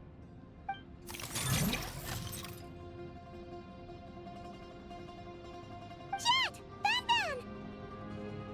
Let's save the catching up for later. First, I gotta get you guys out of there. This should be the right mechanism.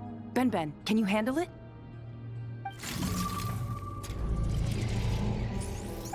There we go. Come on, let's leave this place.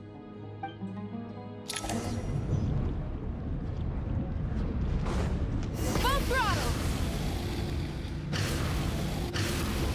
Bring it!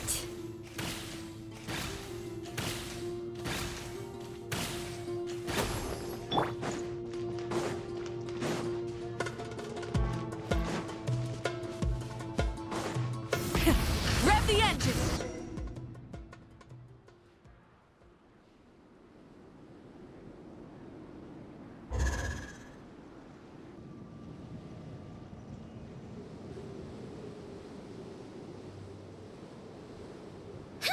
Those Fatui sure made themselves scarce. It's like they were never here. The Fatui? They came to the desert again? Yep. No idea what they're planning this time. They were being very coy about it. How have you been, Jet? Well, since we last met, I've started my own band of mercs. We've actually made quite a name for ourselves. Oh, yeah. On a slightly different note, I have some good news. I finally took care of Masira. Not much to write home about. It was just another day. Found his hideout. Dragged him out of his cozy little bed. He tried to talk me into seeing his point of view, as usual. But I'm way past that by now. There was nothing he could say to save his life. What about you guys? Bet you'd forgotten all about me and Ben, huh? Of course not! We're super duper best friends! Wow. Sounds like I should make time to visit some other nations too. Anyway, what brings you to Gurabad? Oh, right. I almost forgot. We're here to look for Lilupar. That bottle? Seriously? Yeah! We need her power to calm the Jinn and stop the sandstorms. Here's hoping we actually manage to find her, after all the trouble we've been through.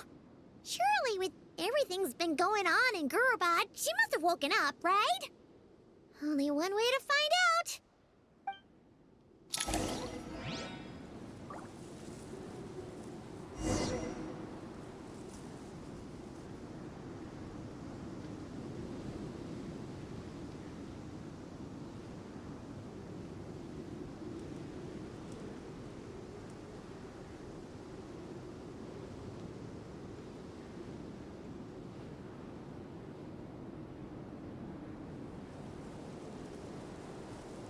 Try and stop me!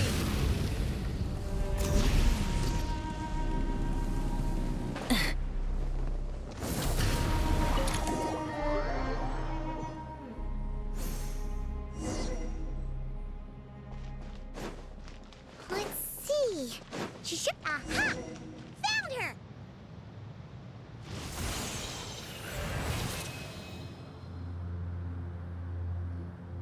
Lilupar! What a long dream that was. It's been a while, my master. Oh, and you're here too, little wildcat. The four of us back together again. Imagine that. After we last parted ways, I merged with the land beneath Gurabad to suppress the dark calamity stirring in the depths. It rekindled the flame of vengeance within the Jinn, depriving Gurabad of any hope of peace. I fought against it for a long, long time. Until one day, I sensed a change in a foreign land to the west.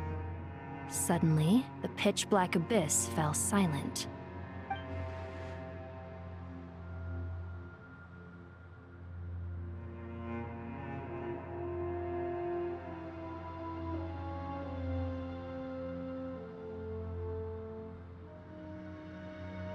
Once satisfied that dark power could no longer bewitch the Jinn, I too fell into a deep slumber, from which I have only now awoken. Why have you returned to Gurabad, my master? And why is my sand-swept homeland in disarray once more? Well, basically, Sumeru's in danger and a lot of our friends are affected. Some bad guys messed around with Irminsul and now they've released the Jinn in here. We managed to chase off the culprits, but we have no idea how to seal this place back up and stop the sandstorms. Child's play. I shall quell the Jinn and scatter the storms. Thank you, Lilupar. No need to thank me, my master. I have granted many wishes in my time, and this was the most trivial of them all.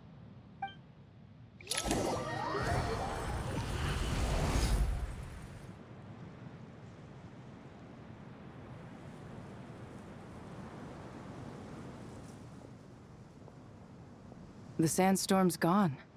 The sun shines bright again. When I said that we'd meet again under a lovelier sun, this was exactly how I imagined it. Yay! Although, honestly, Paimon would love to hang out with you more, even if the weather sucked. Well, there shouldn't be any more Jinn breaking out, right? Are we okay to head back?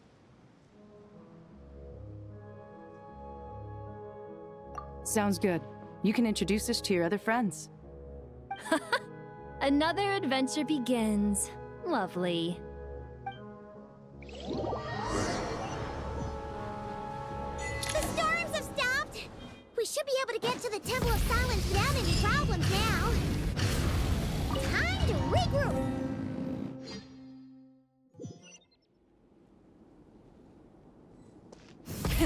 Rev the engine!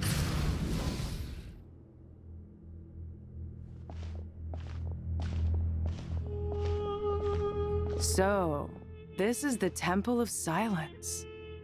I've heard the Nagarjanites mention it in passing, but I never imagined it would be this big. It's colossal. I thought the temple moved to the rainforest ages ago. When did they scamper back into the desert? I don't know. This plan sounds a little too risky for my liking. Even in King Deshret's day, this was experimental technology. We have no idea what could happen if we activate it. Well, unless you know of another viable alternative for the Akasha terminal, I'm afraid this is our only option. The plan is sound, and the risks are manageable. However, if we are to proceed, we must act quickly. The scale of this project is enormous. Even with Kave, Faruzan, and every other scholar of mechanics working on it full-time, the proposed modifications won't happen overnight.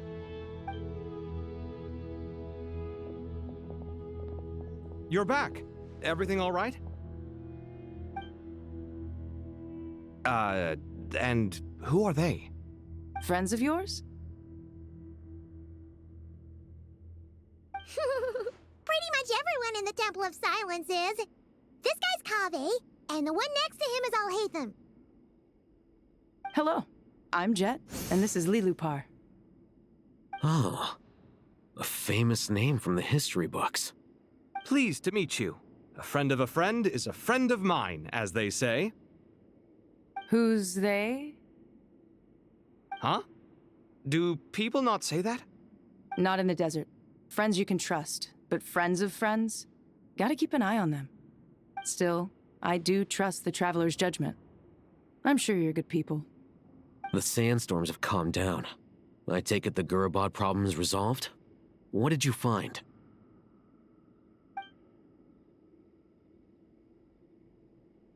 And after getting all smarmy with us, he trapped us there. Luckily, Jet used the mechanism outside to free us, and then we got Lilupar to put a stop to the chaos. Wow. Thanks for being there to help them.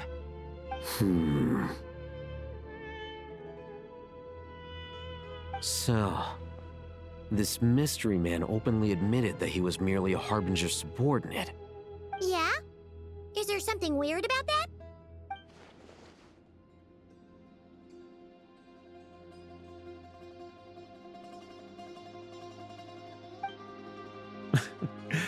I assume you aren't naive enough to expect answers from an enemy. Well deduced. Our commander, Dottore, died in Nordcry.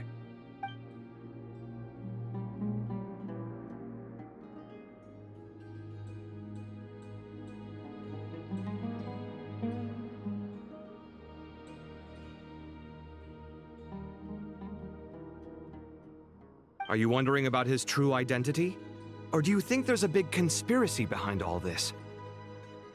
I wouldn't go as far as to call it a conspiracy. Just the simple fact that having someone to shift the blame on tends to prove useful should trouble come knocking later. The most important thing for now is to solve the immediate problem. Perhaps that man knew you wouldn't have the resources to investigate his background and so didn't put much effort into disguising himself. This is all getting a little cryptic for me. I'll let you guys talk while I take a walk with Lee Lupar. Jet? Aren't you with the Blazing Beasts? What a coincidence. Didn't expect to run into you here. We're mercs. You can run into us anywhere. Who's this with you? So, did you find the solution you were looking for in the Temple of Silence? You bet we did. This place is incredible. It has everything. So far, we've discussed a plan and verified its feasibility. Building a new system from scratch is out of the question. So our only option is to modify the Akasha using certain resources we hope to find in the mausoleum of King Deshret. According to certain sources in the Temple of Silence, there is a core device in King Deshret's mausoleum known as Aru. Little is known about this device in academic circles, which suggests it was hidden quite effectively. If these sources prove correct, the energy contained within Aru may be sufficient to power our Akasha renovation plan. However, this raises difficult questions regarding technological integration. The sages are still debating it. Yeah, but I'm sure they'll reach a compromise once they've argued it out. The people of the rainforest are always cautious when it comes to desert technology. But times of crisis like this leave us with little choice. Wait, Paimon has a question. Is this the same Aru we've heard of before? It's sealed off, right? Some sort of prison where the Goat King, Ibis King, and Crocodile King are locked up. Well remembered. Yes, that's exactly right. According to our records, Aru was the most brilliant creation King Deshret ever conceived of. Built by divine and mortal artisans working together. It was a miraculous accomplishment, and it lies hidden deep within the king's mausoleum to this day. That being said, what Aru actually does and why it was built, those are deep secrets we are not privy to. Until recently, I wouldn't have been optimistic that the place even exists. The only reason I'm inclined to believe it now is because we heard it from the Ibis King Thoth himself at his temple. The tale of how the 3 retainers of Al-Akhmar were imprisoned in Aru. Paimon totally gets that. When Paimon first heard about it, she thought it sounded pretty unbelievable too. Do you guys still remember that? The Ibis King told us they were trapped in Aru and that they had to answer 3 questions to get out. I think I remember. What causes our rise and fall? What obliterates love and hate? And what determines truth and falsehood? Those were the 3 questions, right? Yeah. Oh, if only Nefer were here. She's dealt with the Ibis King before, so she might know more. Oh, Nefer is a friend we met in Nodcry. Nodcry? Funny. She showed up here earlier. Huh? Yeah. Had another lady with her too. Both said they knew you. They contacted the sages, claiming they might be able to offer some assistance. Really? They came here to help out? Yes, really. It was just before you got back. One of them said she's made Nodcry her home. If she's the person you were talking about, then... Looks like betting on Aru was the right choice. See? They're right over there. Nicole! Nefer! Why, hello! We're here to help.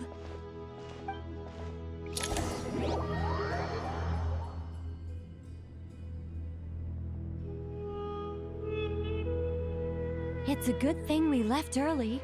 We almost got locked out. Locked out? What do you mean? Oh, you haven't heard? An invisible barrier has appeared around Sumeru's borders, cutting off all travel in and out. No one can leave and no one can enter. Sumeru has become a lonely island. Are the Fatui behind this too? Actually, no. This has nothing to do with them. I suspect it's a defense mechanism within Irminsul itself. Irminsul is the source of Tevat's ley lines, after all, and Sumeru is the nation closest to it. I imagine this function was put in place to seal the entire region off in the event of serious damage, preventing the disaster from spreading to the rest of Tevat. It may have been implemented long ago. But doesn't that mean that the people here won't be able to escape to other nations if the anomaly keeps spreading? Currently, that does appear to be the case, which is precisely why I am here. This is a critical moment for the world, and Sumeru is the eye of the storm.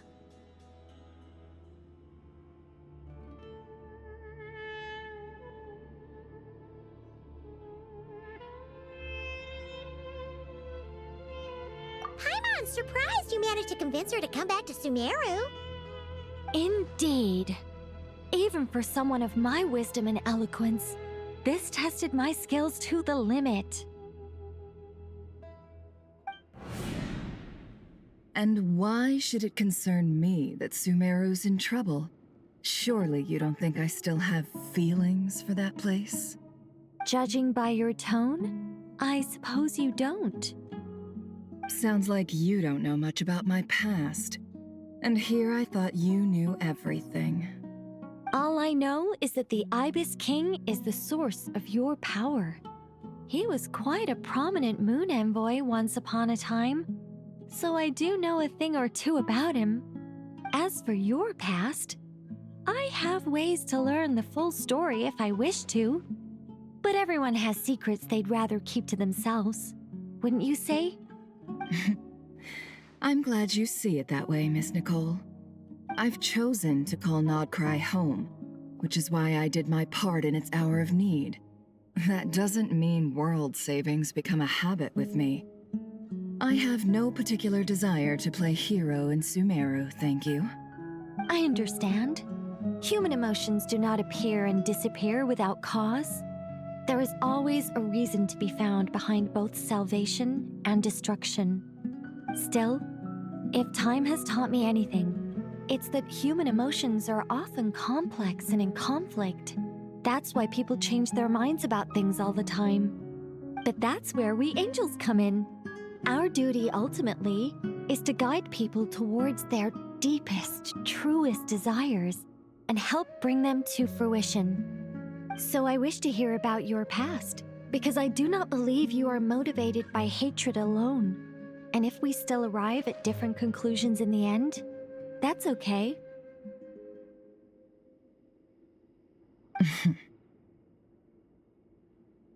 I refuse. Wait, what? But I set the atmosphere and everything. Isn't this supposed to be the moment when we finally open up to one another? Is it? Maybe I'm not so good at reading the atmosphere. You're right, Nicole. There's more to me than just hatred. Had it consumed me, I'd be left stuck in the past forever, never living in the present. But I don't think that your guidance can change my mind.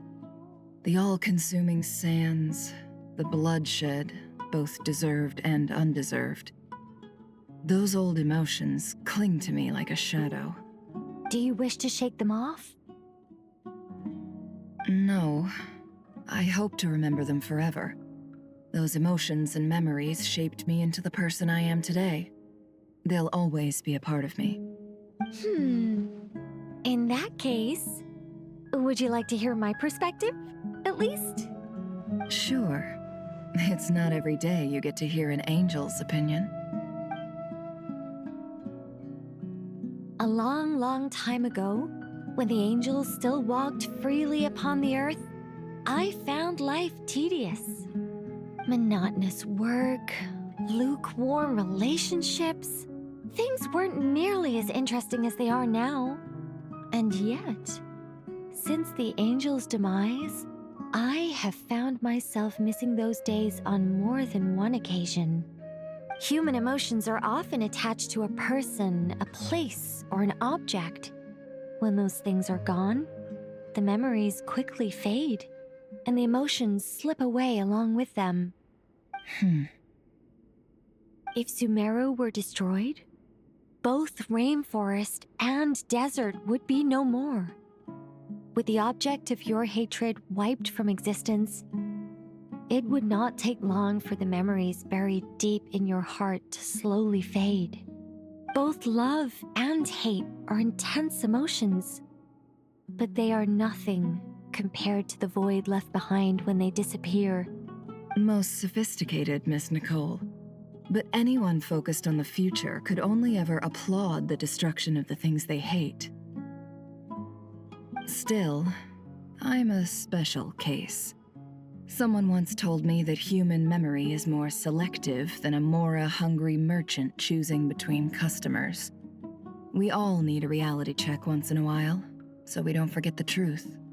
As much as I dislike Sumeru, this is no way for it to perish. All right, you win.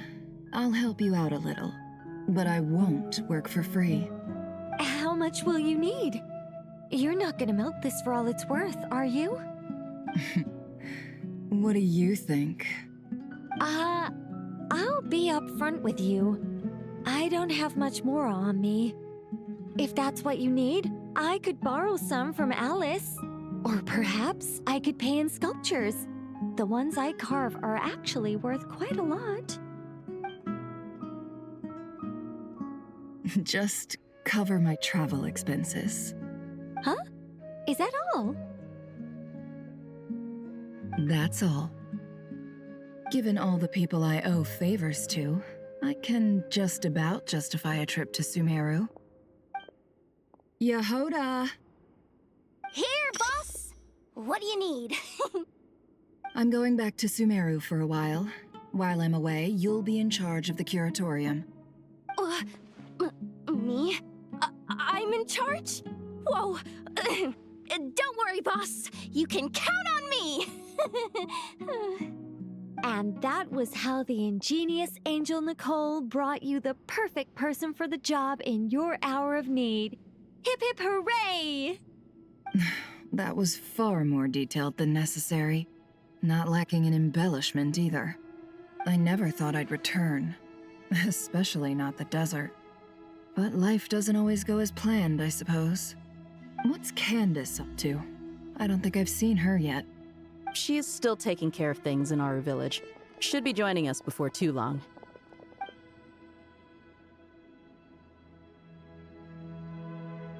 Oh, and sorry. Hope we're not interrupting anything. We have some good news, though. We're planning to go to the mausoleum of King Deshret to look for the legendary Aru, then use it to try and restore the Akasha system. According to records in the Temple of Silence, the mausoleum houses something called Aru's Chute, which can be used to establish connection with Aru. We still have some time before we leave, so there's no rush. By the way, who are these two new faces?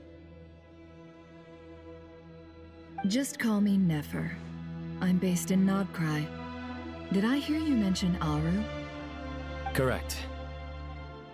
Well, I happen to have a connection with one of the 3 retainers imprisoned inside, the Ibis King. I'm here to get things done, so if you don't mind, I think I should come with you. That sounds perfect. Miss Nefer, are you from the desert by any chance? Why do you ask? I don't know. There's a familiar air about you.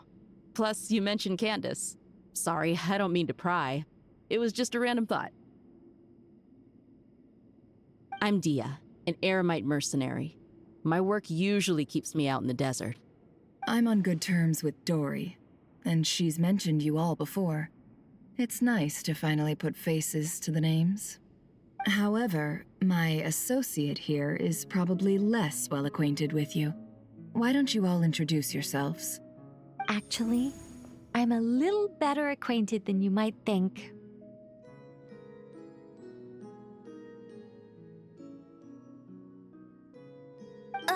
Huh? Huh. Are my eyes playing tricks on me? It looked like you spoke without moving your mouth. Ventriloquism. I have heard tell of it before. What is it, Kale? It's you! You're the voice who's been speaking in my head, aren't you? You encouraged me to report my dreams to the Dendro Archon, and got me to recite that magic prayer. Mm-hmm. I have many titles, but let's go with the most pertinent one. I am Nicole Rain, an angel who has lived since ancient times. An angel? Sounds like a big deal, but, what exactly is an angel? Oh, Well, we're a rather long-living race of beings. Not gods, technically, but we can still tell you a lot of stories from ancient history. Yep, and she's also an amazing sculptor. You could say she's a real creative type. Well, ma'am, if both the Traveler and Paimon give you rave reviews, you must be pretty impressive. Oh, please don't call me ma'am. I find it so awkward when people get too formal with me.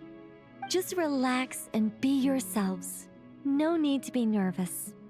Miss Nicole, if it's okay, could I ask you a few questions? Yes, you may. I can see your heart is filled with confusion, and you are desperate for answers. I also know which questions you want to ask me. Why did you dream of Sumeru City in disarray? Why did those verses soothe the Jinn only when recited by you? I can guide you to the truth, but it involves a personal secret of yours. I'd prefer to speak with you alone, if possible.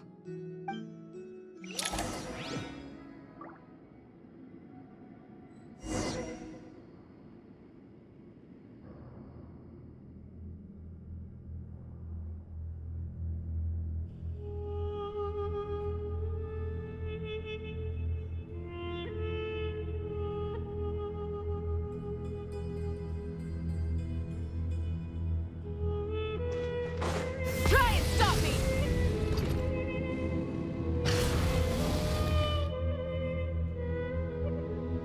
I thought we were going to speak alone. This is a lot more people than I was expecting. What's wrong with it? Even the doctors at Dar al-Shifa allow patients to be accompanied by family members. Well, if Kale doesn't mind her secret being revealed, I have no problem with it. Thanks for being so considerate, Miss Nicole. I don't know what secret you mean, but whatever it is, there's no need for me to hide it from my closest friends. Closest friends? It's so nice to hear that.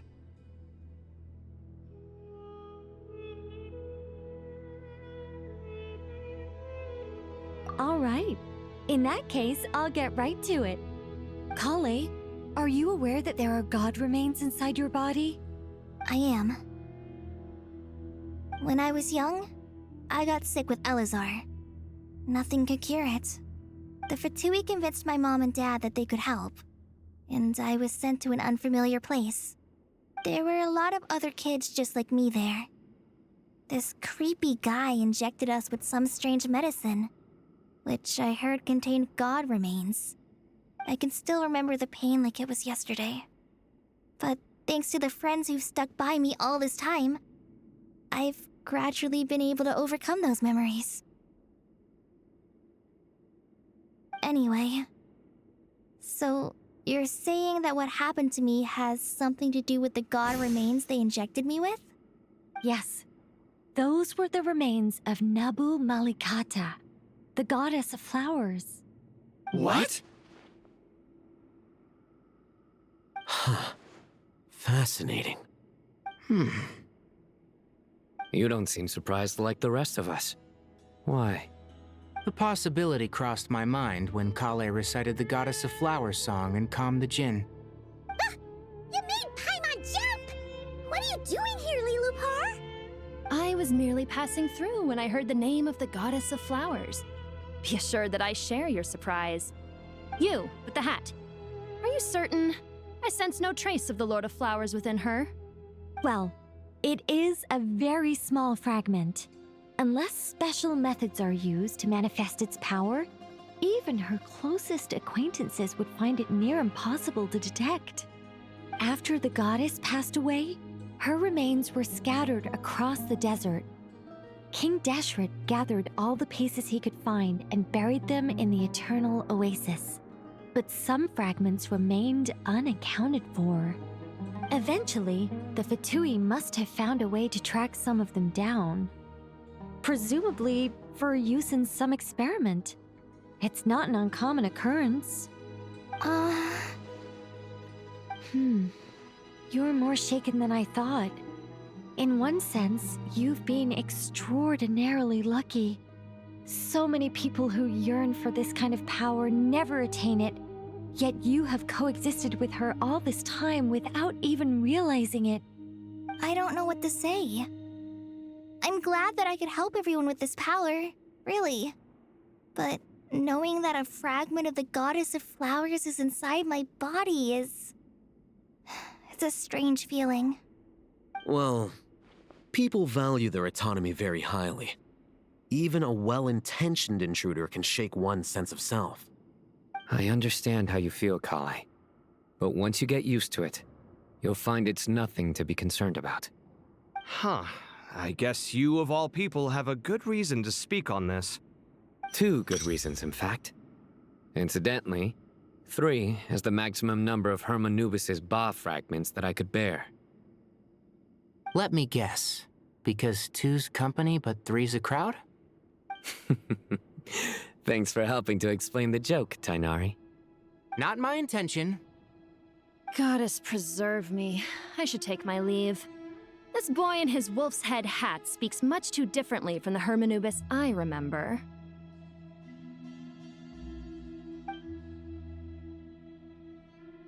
Kale, all I'm trying to say is, no matter how many Hermanubis fragments there are within me, you wouldn't think of me as Hermanubis. In the same way, you are simply you. Yeah, I know what you mean. So about that dream I had, was it a warning from the Goddess of Flowers? Yes. Just like me, she was an angel created by the primordial humans, born with the instinct to guide living beings. Though her body and soul have perished, her essence retains its natural instincts. Even her smallest remaining fragments would do their utmost to send you that warning. The Mother of Dreams? Lord of Flowers and Oases? She must have had a premonition. That is why she gave that dream to you. We won't let her efforts go to waste. But I still don't understand. Why me? Yes. Why indeed? You weren't the only one injected with God remains, but only in you have her fragments persisted. I suspect it may be because of the firm will you showed in the face of suffering. She was likely assimilated by that will. Of course, this doesn't mean you have to shoulder any extra responsibility. As this young man said, you are who you are, and that will not change.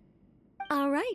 Any further questions from the family members of the patient? If not, we should head to the mausoleum of King Deshret. Let's move out. Time to put our plan into action. We all hope it'll work.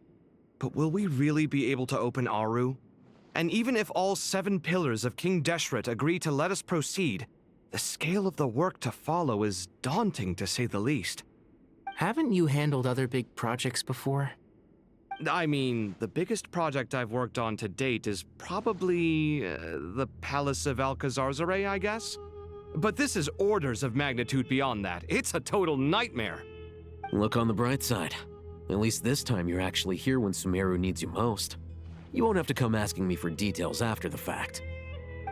Mock me all you want.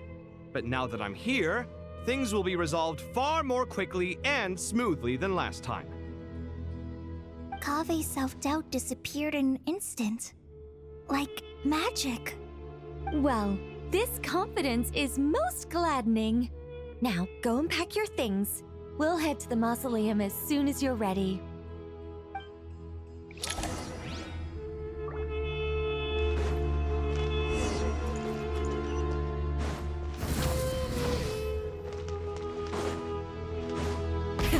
Rev the engines!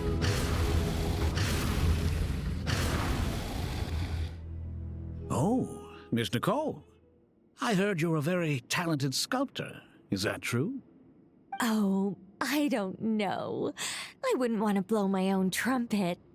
Honestly, even though Kasharawar is best known for its focus on mechanics, plenty of Kasharawar scholars are quite serious about sculpting as a hobby. So if they rate your work, that's enough for us. We just have to take a look. Who's we? Myself and a few other scholars. Kashif, Daneshvar, come take a look. Oh, well, if you insist, I suppose there's no harm in showing you.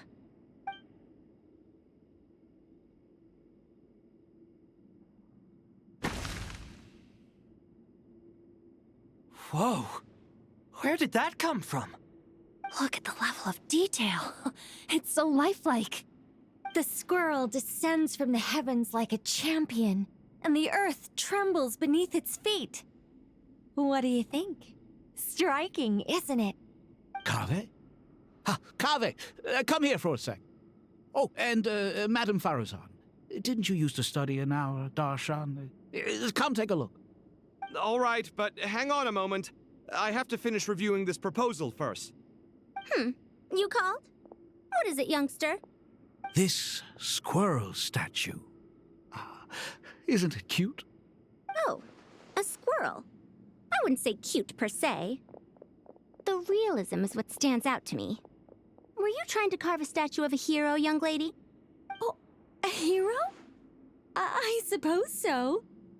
Actually, I didn't really have a specific theme in mind. I just started working on it, and this is how it turned out. I see. Well, do you tend to read novels about heroes in your spare time? As a matter of fact, I do quite enjoy those. Everyone loves a good tale of daring do, right? Then perhaps the statue represents the heroic tale you long to see deep down inside. Also on the subject of heroism, I feel that if the subject posed with a finger raised towards the heavens, it would lend a greater gravitas to the overall image. I'm sure some would call it cliché or old-fashioned, but not me. I think it would be a perfect fit. It has a certain classical beauty about it. Kaveh! Sorry, Madame Faruzan, I'm a little busy right now. Don't wait up for me. What a pity. That young man has excellent aesthetic tastes. I was hoping to ask him for his opinion. What a genius idea! Why didn't I think of that? Classical beauty is a great direction to explore. That's it. Once I get back, I'm going to sculpt a heroic squirrel pointing its finger towards the sky.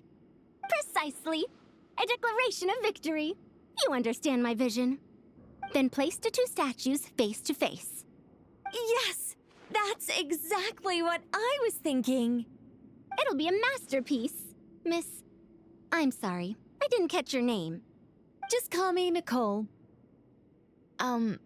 Madame Faruzan? Was it? What? Oh, no. That wouldn't be right. Why ever not? Madam is a state of mind cultivated from within. Anyone may call me Madam if they so desire. My dear Miss Nicole, once we make it through these trying times, should we have the pleasure of meeting again, I shall look forward to seeing your new work. In this day of age, it's rare to find people with an appreciation for classical aesthetics. Meeting you was truly a pleasant surprise. Honestly, I feel the same way. It's been a long time since I met anyone interested in this style of statue. Clearly, they don't call you Madam for nothing. Also, I have to say, you're a very good judge of character. Because when I think about it, I really am someone who likes stories about heroes. That must be why I've quietly kept watch over generation after generation of them. Sorry, keeping watch over heroes? What exactly do you do for a living? Oh, never mind that. Let's not tell Madame Faruzan about Miss Nicole's true identity for now. Good idea. Let's limit the conversation to aesthetics.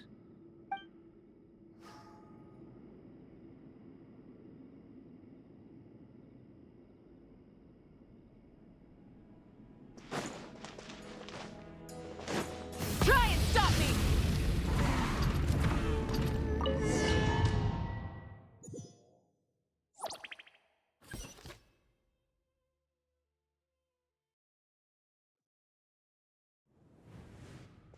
I hope everyone's ready. We'll be arriving at our destination very shortly.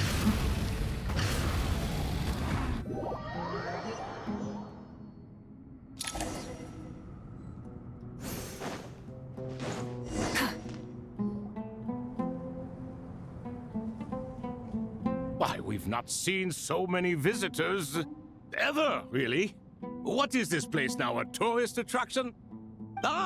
Closer inspection reveals many familiar faces. To what do we dusty old fellows owe the honor? Surely you're not just here to chat. You surmise correctly. We are here to carry out a rather enormous project. Ho, enormous, you say? How large, then? Larger than the gaping void in our lives? Why, you've even put a smile on Goatee and Crocco's faces. All this activity is making for quite the special day.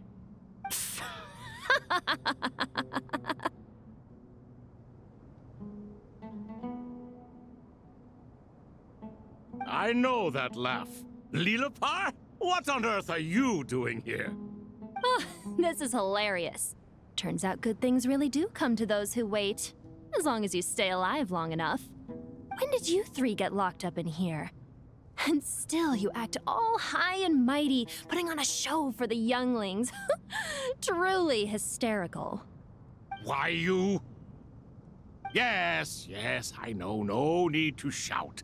You're right, Lilipar. Goatee, Crocco, and I all have the same problem.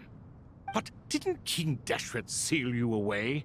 How did you break free, and how did you get in here? Who knows? Perhaps you can ask my master one day, should you ever get the chance. Behold, the executioners of old. Some have turned into fragments residing in human bodies, and others are imprisoned eternally, leaving not a single shard behind. It's almost tragic, watching lowly prisoners like you act all self-important. Curiosity gnaws at you, doesn't it? Your interest in the outside world threatens to burst you at the seams. I'm starting to take a liking to this magic bottle lady. Time is of the essence. Let's get down to business. We come to you, O three ancient lords, to request your assistance on behalf of the Academia. If we can help you regain your freedom, then please consider lending us your aid. As for precisely what we need your help with, it's a long story. So, to demonstrate our sincerity, we are prepared to first resolve the problems that plague the three of you. All right, stop arguing, Crocco. And Goatee, don't you start. What's the harm in letting her speak? It's not worth getting so angry about. Forget about her. The three questions are the crucial thing here. But do you really have a way to answer them? You once answered the final question, Nefer, but the seal did not open. Unless, with the passage of time, you have found a new answer? You could say so. When you first asked me what determines truth and falsehood, my answer was a liar's soul. Liars are the best at seeing through the falsehoods of the world. But if you want them to tell you the truth, you have to reach their soul. I think that makes sense. I found it quite compelling myself, and I told Nefer so. Unfortunately, it brought us no closer to liberation. Well, That's simply because it was my answer, not the one King Deshret was looking for. Can you guess which answer Al-Ahmar wanted then? Time. And that's not only the answer to the final question, it's the answer to all three of them. All things wax and wane with the passage of time. Love and hate eventually fade into nothing. Current affairs are always fraught with conflict and controversy. Only time can distinguish between right and wrong. You once described King Deshret as a proud man. I'd say that the prouder someone is, the more inclined they are to believe that only time is qualified to be their judge. Time. Well. Indeed. Perhaps in building Aru, our king was in fact attempting to reverse time, to bring love and hate, right and wrong, the rise and fall of all things back to their point of origin.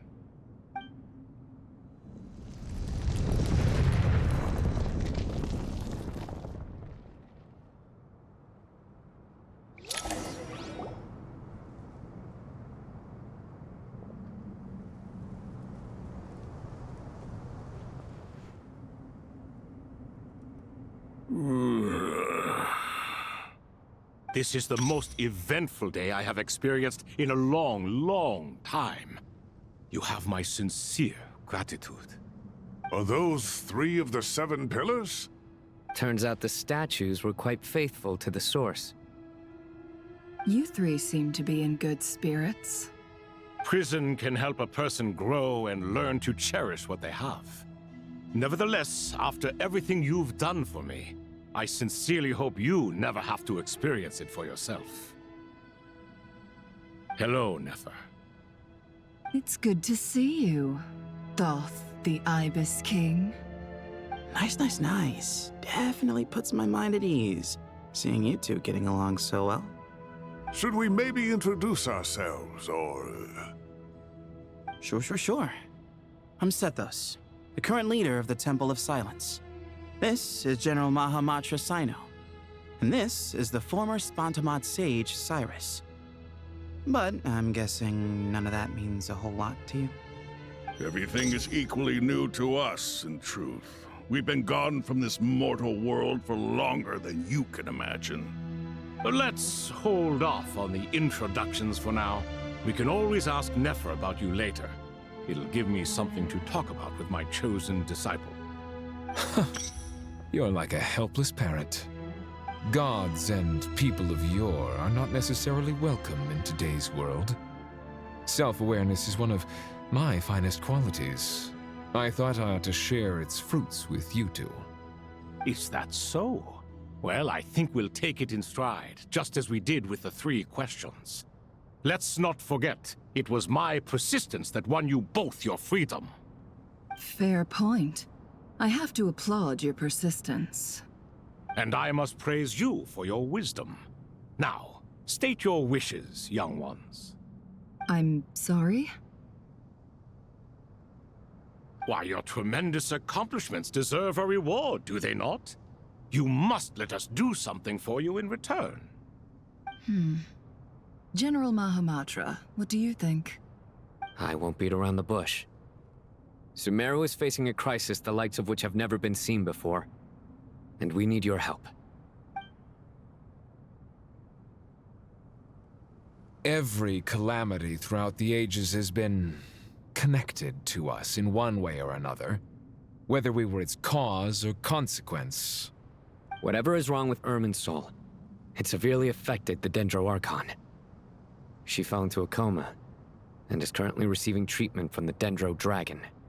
The Dendro Dragon? I'm sorry, the Dendro Dragon is helping to heal the Dendro Archon? Not a pep, surely. Not vicious, cruel, a pep who possesses no virtues aside from her basic instincts. Ah, good heavens. Oh, I shudder to think what could have caused Lesser Lord Kusanali to suffer such a plight. Still, why would the Dendro Dragon lend you her aid? She has always held nothing but contempt for the Archons. I suppose she and Kusanali must have some history. You can help us make history too. Smooth soccer. Well said, lad. Currently, no one can connect to Irminsul. We hope that by opening up Aru and making some modifications to it, we can use its technology to our advantage. Unfortunately, Aru is an imperfect creation. King Deshret never managed to realize his full vision before his death. Much remains to be done if it is to be pitted against Irminsul itself. Besides, I hear your reasons, but to give Aru up over such would be... The archaeological records clearly indicate that although Aru's construction took a long time, it was not beyond human means to achieve. Modern technology should solve the efficiency issues. We have no choice but to go all in on this. This is by no means a threat. But the only reason we helped you escape from Aru was to gain the necessary leverage to negotiate with you. You asked us to state our wishes, and we have. Each one of us here needs your help, as do all the thousands of people living in Sumeru. They need you, and they need Aru. What do we think, my fellow old fogies? Shall we lend our support or not? Since you ask so nicely, naturally. Naturally what? Are you for or against? I simply mean we shall do what comes naturally. You claim that you wish to open Aru. Know you then that the golden slumber created by King Deshret is preserved within? We do. We understand the risks involved. In all likelihood, the mortal world will never again be able to replicate King Deshret's work. Never will there be another chance to come so close to creating a utopia. Knowing this, are you sure of your decision? We are sure. Before people can dream, they must first live. If your minds are made up, very well. We shall summon our erstwhile colleagues to discuss this further. Saint Shezepank, Saint Bennu, once you surrendered to silence and were buried with King Deshret. But now, we invoke the right to awaken you with our voices.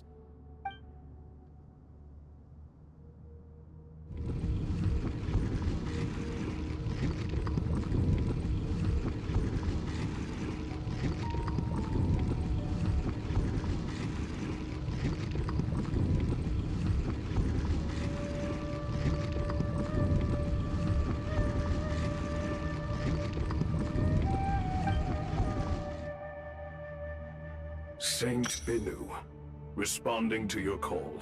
3 kings detected. Initiating autonomous will. Saint Shezbank, responding to your call. 3 kings detected. Initiating autonomous will. Ah, Lord Herreshoff. What a long time it has been. I trust you are keeping well. Then your trust in my well-being has long outlived your physical body. You have always opened with that same phrase, in life, death, and now even beyond. Al-Akhmar is long gone. What is the reason for this meeting? You're awake? Good. We are voting on whether to give the people of present-day Sumeru access to Aru and permit them to perform technological renovations. You have the right to support or oppose the motion. Aru is the pride of Al-Akhmar. Opening Aru requires the unanimous consent of the 7 pillars. I hope you have a convincing reason to present to us. Sumeru is currently in the midst of a major calamity. Let us not forget that while Al-Akhmar was a stern ruler, he was also a teacher of wisdom. A god without his people shall cease to exist, and King Deshret's greatest wish was to provide protection for his people. Let us then honor our God King's wishes as we consider our decision. I do not mean to mock these proceedings, but what is the point of a unanimous vote when we know that the last of the 7 pillars, the Dendro Dragon Apep, will never communicate with us? This will no doubt surprise your mechanical mind, and I have no intention of trying to persuade you it is true. But Apep is, in fact, healing the Dendro Archon as we speak. Huh? Can someone attest to this? Do we have any proof? I ask the three kings, can any of you vouch for the truth of this claim? Naturally, the Ibis King, Thoth. What? It was Thoth's disciples who revealed the truth to us. We need not debate its veracity. Simply let Thoth bear accountability. That way the rest of us may have a clear conscience. Harishef, you diabolical fiend! I awakened our former colleagues for you, supported your opinion, and backed your decision. What sort of fiend would do that? I miss the days when Hermanubis was still around. At times like this, he would offer to take accountability. What are you trying to say? Is my word worth less to you than Hermanubis's? Hypocrite though you are, Lord Thoth, you are humorous in equal measure. How could we bear not to associate with a character such as you? I, Saint Shezpenk, approve the Goat King's proposal. Since King Deshret is no more, we shall receive no reprimand for acting beyond our remit. Nevertheless, I sincerely hope that those before us understand the significance of what they intend to do. Remember, the moment that Aru is liberated, the myriad souls residing within the Golden Slumber will return to the ley lines. And once the ley lines flow again, these souls shall in turn be received by Irminsul. To take this step is to bring the perfect afterlife created by our king to a permanent end. We understand that well, and we have decided to proceed regardless. Furthermore, the contemporary human perspective would contend that confining souls in this way is no act of benevolence. The deceased have a right to rest in peace. King Deshret's creation is clearly a place of rest and peace. It is just that many do not see it this way. But no matter. Saint Binu approves. Hermanubis' representative and the Dendro Dragon Apep made their choice ahead of time, while the Goat King, Ibis King, and Crocodile King have also granted permission to liberate Aru.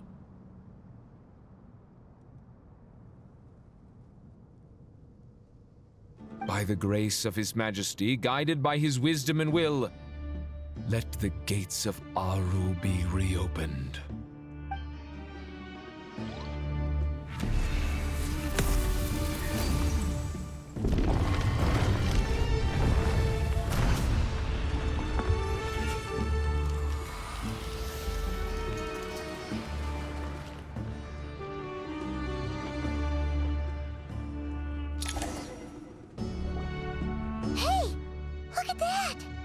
What's this? Are we under attack? No. Wait, it's...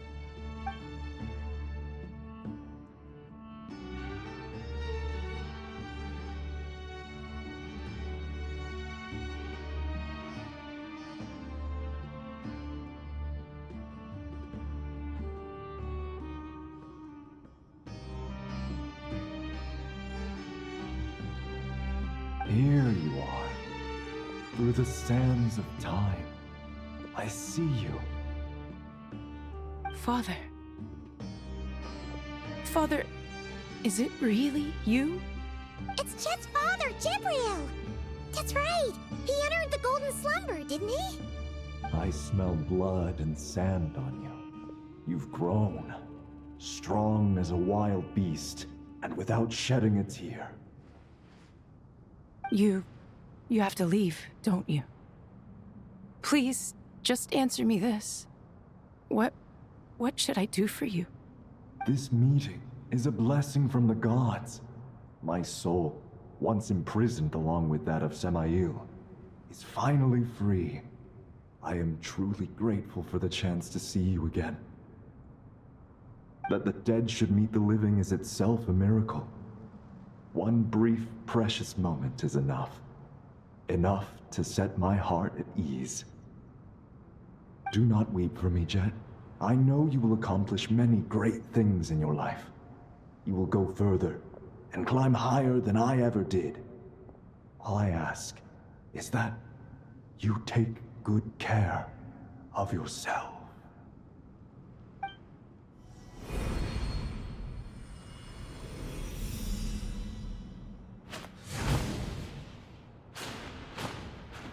Father! Father! Father. Hey, Jet. Do you want something to eat? Maybe it'll help you feel better. I'm fine. Thanks, Paimon. It was just a little sudden. The chance to see my father again meant the world to me. He was trapped in the golden slumber for our sake. And now, after all this time, he can finally rest in peace. I'm glad. It's a huge relief. You've grown strong, Jet. More than enough to fend for yourself. Yeah. I'll leave the past in my memory where it belongs. My family, the good times and the bad. Goodbye, Father.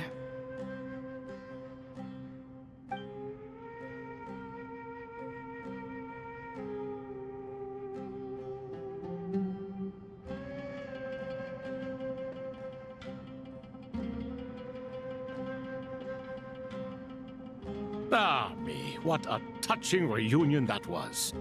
It seems we did a good deed today.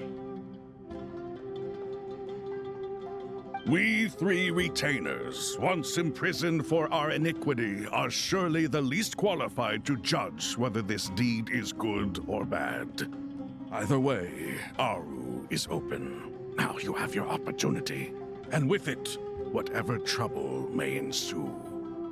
Although Aru was created by a god, human craftsmanship was nevertheless required to build the gate that connects it to this world.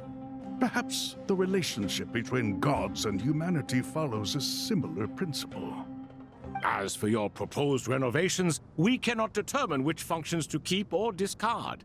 Proceed as you see fit, but please entrust the task to your most accomplished scholars, or Bennu will be most displeased. It matters not.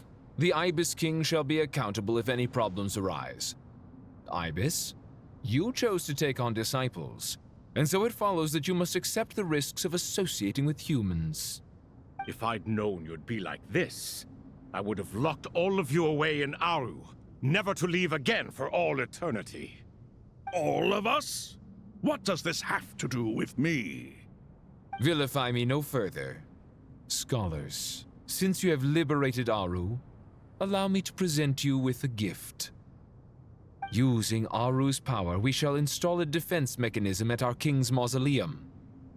You must be guarded even against Irminsul itself. This shall afford you some convenience. Unseen and unheard. From this moment forth, none may by sight or hearing perceive anything said or done within the mausoleum. Amazing. And all this is achieved just with the power of Aru? With technology from the heavens, the possibilities are endless. Just because King Deshret did not use it for this purpose does not mean that it cannot be done. So, marvel away. This is the reward you have earned. All right. Well, that resolves the issue of confidentiality. What about the technical side? Do we have the manpower? Why, yes. I've already contacted them. They'll be here soon.